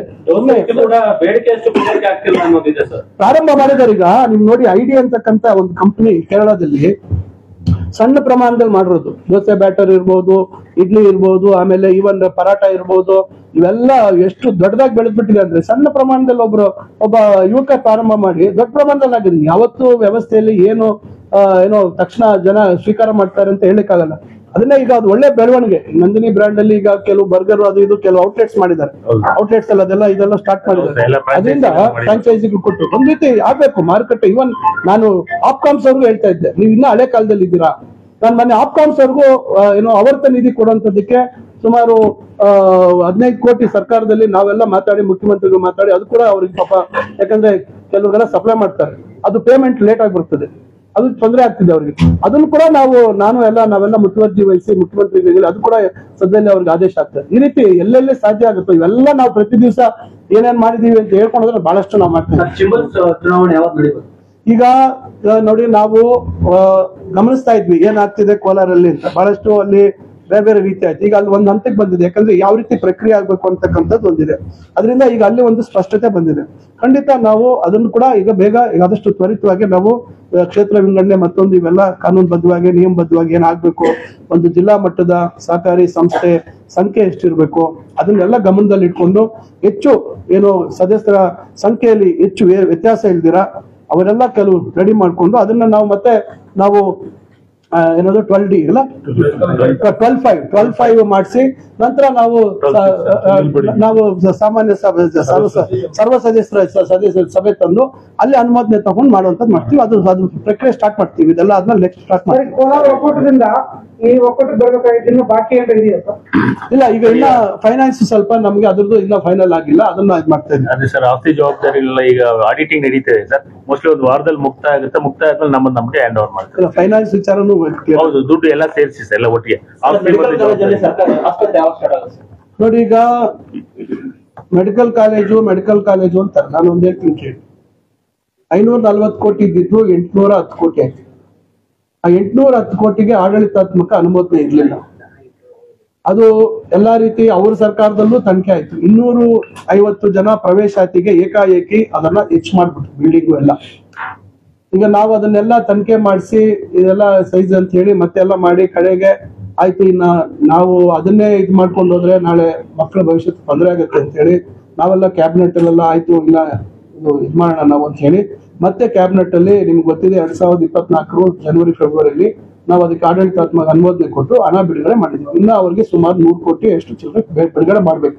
ಈಗ 200 ಕೋಟಿ 250 ಕೋಟಿ ಕೊಟ್ಟಿದ್ದೀವಿ, ಇನ್ನ 100 ಕೋಟಿ ಚಿಲ್ಲರೆ ಕೊಡ್ಬೇಕು. ಇದ್ರ ಜೊತೆಗೆ ಈಗ ಅಲ್ಲಿ ಈಗ ಬಿಲ್ಡಿಂಗ್ ಇದೆ, ಈಗ ಅಲ್ಲಿ ನಿಮ್ಗೆ ಇದೆಲ್ಲ ಬೇಕು, ವ್ಯವಸ್ಥೆ ಬೇಕು, ಏನು ಎಕ್ವಿಪ್ಮೆಂಟ್ ಬೇಕು, ಇದೋ ಬೇಕು, ಆಮೇಲೆ ಹ್ಯೂಮನ್ ರಿಸೋರ್ಸಸ್ ಬೇಕು. ಆಸ್ಪತ್ರೆ ಅಂದ್ರೆ ಇಲ್ಲಿರೋ ಆಸ್ಪತ್ರೆಯಲ್ಲಿ ಇರೋನೆಲ್ಲ ಅಲ್ಲಿ ಶಿಫ್ಟ್ ಮಾಡಕ್ಕಾಗಲ್ಲ. ಇದು ಬರೀ ಇದು ಜನರಲ್ ಹಾಸ್ಪಿಟಲ್, ಇದು ತಾತ್ಕಾಲಿಕವಾಗಿ ಕೊಟ್ಟಿರುವಂತದ್ದು 5 ವರ್ಷಕ್ಕೆ ಅಂತ. ಈಗ ನಾವು ಅಲ್ಲಿ ಪ್ರತ್ಯೇಕವಾಗಿ ಎಲ್ಲ ನೇಮಕಾತಿಗಳೆಲ್ಲ ಮಾಡ್ಬೇಕು. ನಾನು ಮೊನ್ನೆ ಬಜೆಟ್ ಅಲ್ಲಿ ಮತ್ತೊಂದ್ರಲ್ಲಿ ನಾನು ಮಿನಿಸ್ಟರ್ ಇಲ್ಲ ಅದು ಸ್ಟಾರ್ಟ್ ಮಾಡೋಣ ಅಂತ ಹೇಳಿದ್ದಾರೆ. ಬಜೆಟ್ ಅನೌನ್ಸ್ಮೆಂಟ್ ಮಾಡ್ಲಿಲ್ಲ, ಅದನ್ನ ಮಾಡಕ್ ಹೋಗಿಲ್ಲ. ಬಟ್ ನಾನು ಅಲ್ಲಿ ಸುಮಾರು ಅಲ್ಲಿ ಮಾಡ್ಬೇಕು ಅಂತಕ್ಕಂಥದ್ದು ನಾನು ಅವ್ರಿಗೆ ಪತ್ರ ಕೊಟ್ಟಿದ್ದೆ. ನಾನು ಈಗ ನಮ್ಗೆ ಇದಕ್ಕೂ ಕೊಡ್ತೀನಿ, MRI ಇರ್ಬೋದು, ಇವೆಲ್ಲ ಅದು ಬೇರೆ ಪ್ರತ್ಯೇಕ, ಅಲ್ಲಿ ಕೂಡ ಇವೆಲ್ಲ ಮಾಡ್ಬೇಕು ಅಂತಕ್ಕಂಥದ್ದು ಮಿನಿಸ್ಟರ್ ಹೇಳಿದ್ದೀನಿ. ಇಲ್ಲ ನಾವು ಮಾಡ್ಸೋಣ ಅಂತ ಹೇಳಿದ್ದಾರೆ. ಅದರಿಂದ ನನಗಂತೂ ವಿಶ್ವಾಸ ಇದೆ. ನೋಡೋಣ, ಈಗ ಇದೆಲ್ಲ ಆದ್ಮೇಲೆ ಬಜೆಟ್ ಆದ್ಮೇಲೆ ನಿರಂತರವಾಗಿ ನಾವು ಮಂತ್ರಿಗಳ ಮೇಲೆ ಒತ್ತಡ ಹಾಕಿ ನಾವು ಆದಷ್ಟು ಬೇಗ ಒಂದೊಂದೇ ಈಗ ಅದಕ್ಕೆ ಎಕ್ವಿಪ್ಮೆಂಟ್ ಮತ್ತೊಂದು ಇವೆಲ್ಲ ಪ್ರಾವಿಷನ್ ಮಾಡ್ಬೇಕು. ಅವೆಲ್ಲ ಮಾಡ್ಲೇಬೇಕು. ಇವತ್ತೆಲ್ಲ ನಾಳೆ ನಾವು ಅಲ್ಲಿ ಪ್ರಾರಂಭ ಮಾಡ್ಲೇಬೇಕು. ಪ್ರಾರಂಭ ಮಾಡ್ತೀವಿ. ಈಗಾಗಲೇ 100 ಪ್ರವೇಶಾತಿ ಇರುವಂತದನ್ನ 150 ಮಾಡುವಂತದಕ್ಕೆ ಈಗ ಇನ್ಸ್ಪೆಕ್ಷನ್ ಎಲ್ಲ ಆಗಿದೆ. ಇವೆಲ್ಲ ನಾನು ಹೇಳಕ್ ಹೋಗಿಲ್ಲ. ನಾವು 150 ಇಂಟೇಕ್ಗೆ ಇನ್ಸ್ಪೆಕ್ಷನ್ ಎಲ್ಲ ಮಾಡಿಸಿದ್ದಾರೆ. ನಾವು ರಿಪೋರ್ಟ್ ಎಲ್ಲ ಕಳಿಸಿದ್ವಿ. ನೋಡೋಣ ಅಲ್ಲಿ ಗವರ್ಮೆಂಟ್ ಆಫ್ ಇಂಡಿಯಾ ಅಪ್ರೂವಲ್ ಬಂದ್ರೆ ನಮ್ಗೆ ಇದಕ್ಕೆ ನ್ಯಾಷನಲ್ ಮೆಡಿಕಲ್ ಕಮಿಷನ್ ಇಂದ ಈ ವರ್ಷ ಬರೋ ವರ್ಷದಲ್ಲಿ 150 ಇಂಟೇಕ್ ಮಾಡೋದಕ್ಕಾಗುತ್ತೆ. ಈ ತರ ಮೆಡಿಕಲ್ ಕಾಲೇಜ್ ವಿಚಾರದಲ್ಲಿ ಹಿಂದೆ ಬಿಜೆಪಿ ಸರ್ಕಾರ ತಾವೇ ಹೇಳ್ತಾ ಇದೆ, ತಮ್ಮ ಶಾಸಕರು ಹೇಳ್ತಾ ಇದ್ದಾರೆ ಅವ್ಯವಹಾರ, ಅಕ್ರಮ, ಭ್ರಷ್ಟಾಚಾರ, ಹೆಚ್ಚುವರಿ ಹಣ ದುರುಪಯೋಗ ಇದೆಲ್ಲ ಆಯ್ತು. ಬಟ್ ಈಗ ನಿಮ್ಮ ಸರ್ಕಾರ ಬಂದ್ರೆ ಅದಕ್ಕೆಲ್ಲ ಅನುಮೋದನೆ ಆಗ್ತಿದೆ. ಈಗ ನೋಡಿ ಪಾಟೀಲ್, ಈಗ ಯಾವುದೇ ಅನುಮತಿ ಇಲ್ದಿರ ಯಾವುದೇ ಸರ್ಕಾರದಲ್ಲಿ ಅವ್ರದೇ ಸರ್ಕಾರ ಇತ್ತು, ಅವರೇ ಮಂತ್ರಿಗಳು ಎಲ್ಲ ಇದ್ರು, ಅವರು ಏನೇ ವೇರಿಯೇಷನ್ ಇರ್ಲಿ ಮತ್ತೊಂದು ಇರ್ಲಿ ಅವರು ಅಲ್ಲಿ ಅನುಮೋದನೆ ತಗೋಬೇಕಾಗಿತ್ತು. ನೀವು ಸ್ವಲ್ಪ ಆಳವಾಗಿ ಹೋಗಿ ಅವರ ಮುಖ್ಯಮಂತ್ರಿಗಳೇ ಜೊತೆಯಲ್ಲಿ ಬೆಳಗ್ಗೆ ಸಾಯಂಕಾಲ ಓಡಾಡ್ತಿದ್ದಂತವ್ರೆ ಇದ್ರ ಬಗ್ಗೆ ತನಿಖೆ ಹಾಕಿದ್ರು. 2 ಸಮಿತಿಗಳನ್ನ ರಚನೆ ಮಾಡಿ ಕ್ಯಾಬಿನೆಟ್ಗೆ ಹೋದಾಗ ಅಲ್ಲೆಲ್ಲ ಅದೇನು ಗೊಂದಲ ಆಯ್ತು ಗೊತ್ತಿಲ್ಲ, ವಾಪಸ್ ಹೋಯ್ತು. ನಾವು ಬಂದಾಗ ಅವನ್ನೆಲ್ಲ ಸಮಗ್ರವಾಗಿ ಅದನ್ನ ಮಾಡಿ ಯಾವ ಕಾರಣಕ್ಕೆ ಜಾಸ್ತಿ ಆಯ್ತು, ಹೇಗಾಯ್ತು ಅಂತಕ್ಕಂಥದ್ದು ಮಾಡಿದಾಗ ಆಗ ವರದಿಯಲ್ಲಿ ಏನ್ ಕೊಟ್ರು, ಹಿಂದೆ 150 ಇದ್ದಿದ್ದು ಇಂಟೇಕ್ಗೆ 250 ಮಾಡಿದ್ರು. ಎಲ್ಲ class room size, building size ಎಲ್ಲ ಜಾಸ್ತಿ ಮಾಡ್ಬಿಟ್ರು. ಅದಕ್ಕೆ ಯಾವುದೇ ಅನುಮತಿ ತಗೊಂಡಿಲ್ಲ, ಏಕಾಏಕಿ ಅದಕ್ಕೆ ಇದು ಕೊಟ್ಬಿಟ್ಟಿದ್ರು. ಅದೆಲ್ಲ ಲ್ಯಾಪ್ಸಸ್ ಆಗಿದೆ, ಅಡ್ಮಿನಿಸ್ಟ್ರೇಟಿವ್ ಲ್ಯಾಪ್ಸಸ್ ಇದೆ. ಇನ್ನು ಬೇರೆ ಹಿಂದೆ ಏನ್ ನಡೆದಿದೆ ಅವೆಲ್ಲ ನಮಗೆ ಮಾಹಿತಿ ಇಲ್ಲ. ಅದ್ರ ಬಗ್ಗೆ ನಾನು ಮಾಹಿತಿ ಇದ್ರೆ ಹೇಳೋದು. ಭ್ರಷ್ಟಾಚಾರ ನಡೆದಿಲ್ಲ ಅಂತ ಈಗ ನಾನು ಹೇಳ್ತಾ ಇರುವಂತದ್ದು ನೋಡಿ, ಅನುಮತಿ ಇಲ್ದಿರ 150 ಬೆಡ್ ಇರ್ತಕ್ಕಂಥದ್ದನ್ನ 250 ಮಾಡಿರ್ತಕ್ಕಂಥದ್ದು ಒಂದು ವಿಚಾರ. ಅದ್ರ ಹಿಂದೆ ಬೇರೆ ಏನೇನಾಗಿದೆ ಮತ್ತೊಂದಾಗಿದೆ ಅನ್ನೋದ್ರ ಬಗ್ಗೆ ನಿಖರವಾಗಿ ನಾನು ಇಲ್ಲಿ ಯಾವುದೇ ಏನು ದಾಖಲಾತಿ ಇಲ್ದಿರ ನಾನು ಹೇಳುವಂಥದ್ದು ನನ್ನ ಜವಾಬ್ದಾರಿಯುತ ಸ್ಥಾನಕ್ಕೆ ಶೋಭೆ ತರತಕ್ಕಂಥದ್ದಲ್ಲ. ಅದರಿಂದ ಒಟ್ಟಾರೆಯಾಗಿ ಮಕ್ಕಳ ಹಿತದೃಷ್ಟಿ ಮತ್ತು ಜಿಲ್ಲೆಯ ನಮ್ಮ ಜಿಲ್ಲೆಯಲ್ಲಿ ಮೆಡಿಕಲ್ ಕಾಲೇಜ್ ಆಗಿದೆ, ಸರಿನೋ ತಪ್ಪೋ ಎಲ್ಲಾಗಿದೆ ಆಗಿರೋದು ಬೇರೆ ವಿಚಾರ. ಅವಾದ ಆಗ್ಬಿಟ್ಟಿದೆ. ಈಗ ಅದನ್ನ ನಾನು ಎತ್ಕೊಂಡ್ಬಂದು ಇಲ್ಲಿ ಇಡಕ್ಕಾಗಲ್ಲ, ಚಿಕ್ಕಬಳ್ಳಾಪುರದ ಹತ್ರ ಎತ್ಕೊಂಡ್ಬಂದು ಇಡಕ್ಕಾಗಲ್ಲ. ಅದರಿಂದ ಈಗ ಅದನ್ನ ಪ್ರಾರಂಭ ಮಾಡ್ತಕ್ಕಂಥದ್ದು ನಮ್ ಕರ್ತವ್ಯ. ನಿಮ್ಗೆ ಗೊತ್ತಿದೆ, ನಾನು ಮೆಡಿಕಲ್ ಎಜುಕೇಶನ್ ಮಿನಿಸ್ಟರ್ ಕರ್ಕೊಂಡ್ಬಂದೆ. ಅಲ್ಲಿ VTU ಅಲ್ಲಿ ಬಹಳ ಕಷ್ಟಕರ ಪರಿಸ್ಥಿತಿ ಇದೆ, ಮಕ್ಕಳು ತೊಂದರೆ ಆಗ್ತಿದೆ ಅಂತ ಹೇಳಿ ತಕ್ಷಣ 15 ದಿವಸಕ್ಕೆ ಇಲ್ಲಿ ಎಲ್ಲ ರೆಡಿ ಮಾಡಿ ಶಿಫ್ಟ್ ಮಾಡಿದ್ವಿ. ಹಾಸ್ಟ್ ಬಿಲ್ಡಿಂಗ್ಸ್ ಆಗಿರ್ಲಿಲ್ಲ, ಒಂದು ಗಂಡ್ ಮಕ್ಳು ಹಾಸ್ಟ್ ಬಿಲ್ಡಿಂಗ್ ಆಗಿಲ್ಲ. ಅದನ್ನ ಗೋಪುರ ಅಂದ್ರು. ಪಾಪ ಇದನ್ನ ದಿನಾ ನೋಡ್ಕೊಂಡ್ ಬರ್ಬೋದು, ಗೋಪುರ ಎಲ್ಲ ಚೆನ್ನಾಗ್ ಆಗ್ತಾ ಇದೆ. ನಾವ್ ಯಾವ್ದು ಆ ರೀತಿ ದ್ವೇಷ ಮಾಡುವಂತದ್ದು ಮತ್ತೊಂದು ಮಾಡಕ್ ಹೋಗಿಲ್ಲ. ನಮ್ ಕೆಲಸ ಏನಿತ್ತು ಜವಾಬ್ದಾರಿಯುತವಾಗಿ ನಾವು ಮಾಡುವಂತ ಕೆಲಸ ನಮ್ ಜಿಲ್ಲೆಗೆ ಒಳ್ಳೇದಾಗ್ಲಿ ಇರ್ತಕ್ಕಂಥ ದೃಷ್ಟಿಯಲ್ಲಿ ಮಾಡಿದ್ವಿ. ನ್ಯಾಯಾಂಗ ತನಿಖೆ ಮತ್ತೆ SIT ಏನಾಯ್ತು ಸರ್? ಇದಕ್ಕೆ ಸಂಬಂಧ ಸ್ಟಾಪ್ ಆಗೋಯ್ತಾ ಸರ್? ನೋಡಿ, ಈಗ ಇದು ಮೆಡಿಕಲ್ ಕಾಲೇಜುಗಳ ವಿಚಾರ ಬೇರೆ, ಕೊರೋನಾದು ಕೋವಿಡ್ದು ಅದು ಬೇರೆ ವಿಚಾರ. ಅದು ನಡೀತಾ ಇದೆ, ನಿಮ್ಗೆಲ್ಲ ಗೊತ್ತಿದೆ. ಅದು ಪ್ರಕ್ರಿಯೆ ಇದೆ, ಅದು ಅದರದೇ ಆದಂತ ಇದು ನಡೀತಾ ಇದೆ. ಅದು ಪ್ರತ್ಯೇಕವಾಗಿದೆ. ಇಷ್ಟಿಷ್ಟು ಹೆಚ್ಚು ಕಮ್ಮಿ ಆಗಿದೆ ಅಂತ ಪ್ರಾಥಮಿಕ ವರದಿಯಲ್ಲಿ ಕೊಟ್ಟಿದ್ದಾರೆ, ಅದೆಲ್ಲ ಬಂದಿದೆ. ಅದು ಆಗ್ತಾ ಇದೆ, ಅದನ್ನ ಯಾರು ಕೈ ಬಿಟ್ಟಿಲ್ಲ. ಅದು ಯಾವ್ದು ಕೈ ಬಿಟ್ಟಿಲ್ಲ. ಅದು ಪ್ರತ್ಯೇಕ, ಇದು ಪ್ರತ್ಯೇಕ. ಮೆಡಿಕಲ್ ಕಾಲೇಜ್ ಸಂಬಂಧಪಟ್ಟ SIT ತನಿಖೆ ಆಗಿತ್ತು. ಮೆಡಿಕಲ್ ಕಾಲೇಜ್ SIT ಅಲ್ಲ, ಮೆಡಿಕಲ್ 3-4 ಕಾಲೇಜ್ದು ಈ ರೀತಿ ರೇಟ್ ಜಾಸ್ತಿ ಈ ತರ ಹೆಚ್ಚು ಮಾಡಿರುವಂತದ್ರ ಬಗ್ಗೆ ಅದು ಸಪರೇಟ್ ಆಗಿ ಅದು ಎನ್ಕ್ವೈರಿ ಆಗ್ತಾ ಇದೆ. ಅದು ಎನ್ಕ್ವೈರಿ ಆಗಿದೆ. ನಮ್ ಚಿಕ್ಕಬಳ್ಳಾಪುರದ್ದು ಅದೆಲ್ಲ ನಾವು ವೆರಿಫೈ ಮಾಡಿಸಿ ಇದು ಮಾಡಿದ್ವಿ. ಬೇರೆದು ಬಗ್ಗೆ ನನಗೆ ಮಾಹಿತಿ ಇಲ್ಲ. ಅದು ನನ್ನ ಬಗ್ಗೆ ಮಾಹಿತಿ ಇಲ್ಲ. ನಾನು ವೈದ್ಯಕೀಯ ಶಿಕ್ಷಣ ಸಚಿವರಲ್ಲ, ನನ್ಗಿರೋದು ಒಂದೇ ಇಲಾಖೆ, ಉನ್ನತ ಶಿಕ್ಷಣ ಇಲಾಖೆ. ನನಗೆ ವೈದ್ಯಕೀಯ ಮತ್ತು ಆರೋಗ್ಯ ಮತ್ತು ಕುಟುಂಬ ಕಲ್ಯಾಣ 2 ಇಲಾಖೆ ನನ್ನ ಹತ್ರ ಇದೆ. ಬಟ್ ಅದು ಬಹಿರಂಗ ಪಡಿಸಿದ ನಿರೀಕ್ಷೆ ಇದೆ. 25 ಕೋಟಿ ಎಕ್ಸ್ಟ್ರಾ ಮಾಡಿದ್ರೆ ಒಂದು ಲೋಕಡೆ 25 ಕೋಟಿ ಬೇಕಂತ. ಈಗ ಗೋಪುರಕ್ಕೆ 18-19 ಕೋಟಿ ಹಾಕಿದ್ದಾರೆ ಎಲ್ಲ ಗೋಪುರಗಳು. ಈಗ ಹಾಕ್ಬಿಟ್ಟಿದ್ದಾರೆ, ಗೋಪುರಗಳನ್ನ ಮಾಡಿದ್ದಾರೆ, ಈಗ ಮೇಲ್ ತೂತ್ ಇಟ್ಬಿಟ್ಟಿದ್ದಾರೆ, ಎಲ್ಲ ಇಟ್ಟಿದ್ದಾರೆ. ಇನ್ನೇನ್ ಮಾಡ್ತೀರಾ?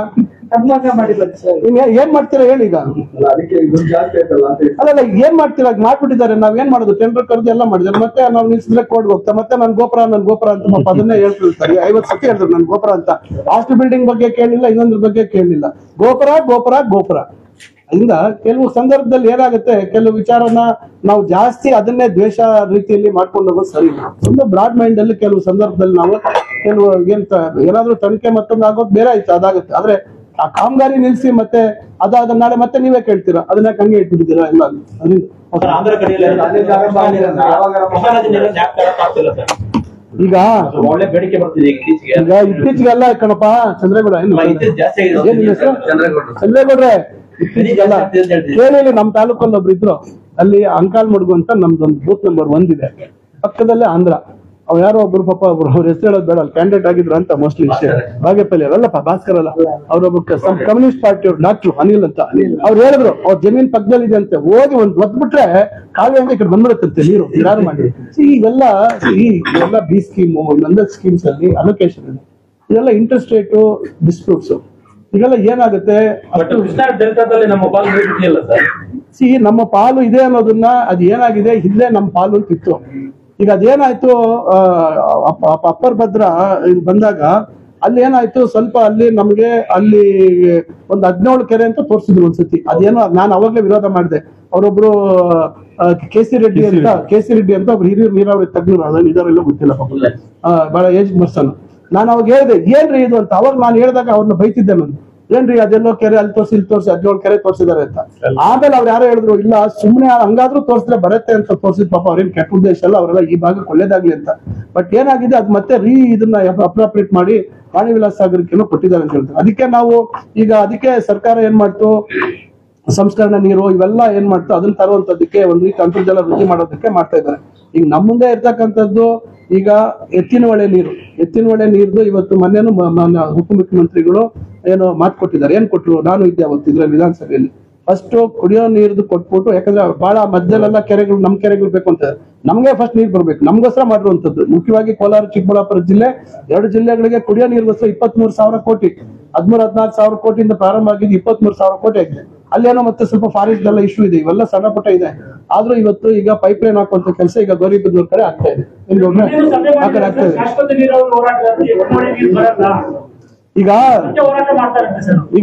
ಈಗ ನೋಡಿ, ಅವರು ಹೋರಾಟ ಮಾಡ್ತಕ್ಕಂಥದ್ರ ಬಗ್ಗೆ ನಾನು ಟೀಕೆ ಮಾಡೋದಿಲ್ಲ. ನಾನು ಒಂದು ಸಂದರ್ಭದಲ್ಲಿ ಶಾಶ್ವತ ನೀರಾವರಿ ಹೋರಾಟಕ್ಕೆ ನನ್ನ ಸಂಪೂರ್ಣವಾದಂತ ಬೆಂಬಲ ಕೊಟ್ಟಿದ್ದೇನೆ. ಸರ್ಕಾರಗಳು ನಾವು ತ್ವರಿತವಾಗಿ ಇವೆಲ್ಲ ಕೆಲಸ ಮಾಡ್ಬೇಕಾದ್ರೆ ಹೋರಾಟಗಾರರ ಅವರ ಒಂದು ಹೋರಾಟ ಬಹಳ ಮುಖ್ಯ ಇರ್ತದೆ. ಅವರು ಹೋರಾಟ ಮಾಡೋದ್ರಲ್ಲಿ ತಪ್ಪಿಲ್ಲ. ಸರ್ಕಾರದ ಮೇಲೆ ನಾವು ಒತ್ತಡ ಇರುವಂತದಕ್ಕೂ ನಮಗೂ ಅದು ಸಹಾಯ ಆಗುತ್ತೆ. ಯಾಕಂದ್ರೆ ಒಟ್ಟಾರೆಯಾಗಿ ನಮ್ಮ ಈಗ ಬರೋದು ಬಿಡದೆ ಇರುವಂತದ್ದು ಈಗ ನಿಮಗ್ ಗೊತ್ತಿದೆ, ವೇರ್ಸ್ ಆಗಿದೆ, ಎಲ್ಲ ಆಗಿದೆ, ಸ್ಟಡಿ ಮಾಡಿದ್ದಾರೆ. ಮಳೆ ಆಧಾರಿತವಾಗಿ ಬರುವಂತದ್ದು, ಮಳೆ ಆದಾಗ ಆ ಭಾಗದಲ್ಲಿ ಆದಂತ ಸಂದರ್ಭದಲ್ಲಿ ಅಲ್ಲಿ ರೆಕಾರ್ಡ್ಸ್ ಇದಾವೆ, ಎಷ್ಟು ಮಳೆ ಆಗಿದೆ, ಎಷ್ಟು ಅಲ್ಲಿ ನೀರು ಸೇರಿದೆ. ಪಂಪಿಂಗ್ ಮಾಡಿದ್ದಾರೆ, ಮೊನ್ನೆ ಪಂಪಿಂಗ್ ಮಾಡಿದ್ರೆ ಇಲ್ವೋ, ಪಂಪಿಂಗ್ ಮಾಡಿದ್ದಾರೆ. ಇವೆಲ್ಲ ಆಗಿದೆ. ಇವೆಲ್ಲ ಆಗಿರೋದ್ರಿಂದ ಈಗ ಮಳೆ ಪೂರ್ತಿ ಬರ ಆಗ್ಬಿಟ್ಟಾಗ ಯಾರೇನ್ ಮಾಡಕ್ಕಾಗಲ್ಲ. ಅದರಿಂದ ನೀರು ಏನು 24 TMC ಅಂತ ಹೇಳಿದ್ರು, ಸುಮಾರು ಅಲ್ಲಿ ರೆಕಾರ್ಡ್ ಆಗಿರುವಂತದ್ರಲ್ಲಿ ನಮಗೆ ಏನು ಕುಡಿಯೋ ನೀರಿಗೆ 15-16 TMC ಇದೆ. ಅದಕ್ಕಿಂತ ಹೆಚ್ಚು ನೀರಲ್ಲಿ ಲಭ್ಯ ಆಗ್ತಾ ಇದೆ. ಖಂಡಿತ ಅದು ಕುಡಿಯೋ ನೀರಿಗೆ ಏನು ಅಲೋಕೇಶನ್ ಇದೆ ಅದಕ್ಕೆ ಯಾವುದೇ ರೀತಿ ತೊಂದರೆ ಆಗೋ ರೀತಿಯಲ್ಲಿ ಕಾಣ್ತಾ ಇಲ್ಲ. ಪಾಪ ಅವರು ಅವ್ರದೇ ಆದಂತ ಕೆಲವು ವ್ಯಾಖ್ಯಾನಗಳು ಮಾಡ್ತಾರೆ. ಬಹಳಷ್ಟು ಸರ್ಕಾರ ಯಾವುದೇ ಒಂದು ಈ ತರ ದೊಡ್ಡ ಯೋಚನೆ ಮಾಡ್ಬೇಕಾದ್ರೆ ಸುಮ್ಮನೆ ಹುಡುಗಾಟಿಕೆಯಿಂದ ಮಾಡಕ್ಕಾಗಲ್ಲ. ಅಂಕಿಅಂಶಗಳು ಬಹಳಷ್ಟು ಇದೆ. ಕೆಲವು ಸಂದರ್ಭದಲ್ಲಿ ಕೆಲವ್ರದ್ದು ಅಭಿಪ್ರಾಯಗಳು ಇರ್ತದೆ, ತಜ್ಞರು ಅವ್ರದೇ ಆದಂತ ಅಭಿಪ್ರಾಯಗಳು ಕೊಡ್ತಾರೆ. ಆದ್ರೆ ಸರ್ಕಾರ ಕೂಡ ಕೆಲವು ಜವಾಬ್ದಾರಿತ ತಜ್ಞರ ಜವಾಬ್ದಾರಿಯನ್ನು ವರದಿಗಳನ್ನ ತಗೋಬೇಕಾಗುತ್ತೆ. ಅದರಿಂದ ಅವರು ಮಾಡುವಂತದ್ರಲ್ಲಿ ತಪ್ಪೇನಿಲ್ಲ, ಅವರು ಹೇಳ್ತಾರೆ. ಆದ್ರೆ ನಾವು ಬದ್ಧವಾಗಿದ್ದೀವಿ, ಆ ನೀರು ತರಲೇಬೇಕು ಅಂತಕ್ಕಂಥದ್ದು, ಆ ಪ್ರಕ್ರಿಯೆ, ಆ ಕೆಲಸ ಕಾಮಗಾರಿ ಶುರುವಾಗಬೇಕು ಅಂತಕ್ಕಂಥದ್ದು ಇದೆ.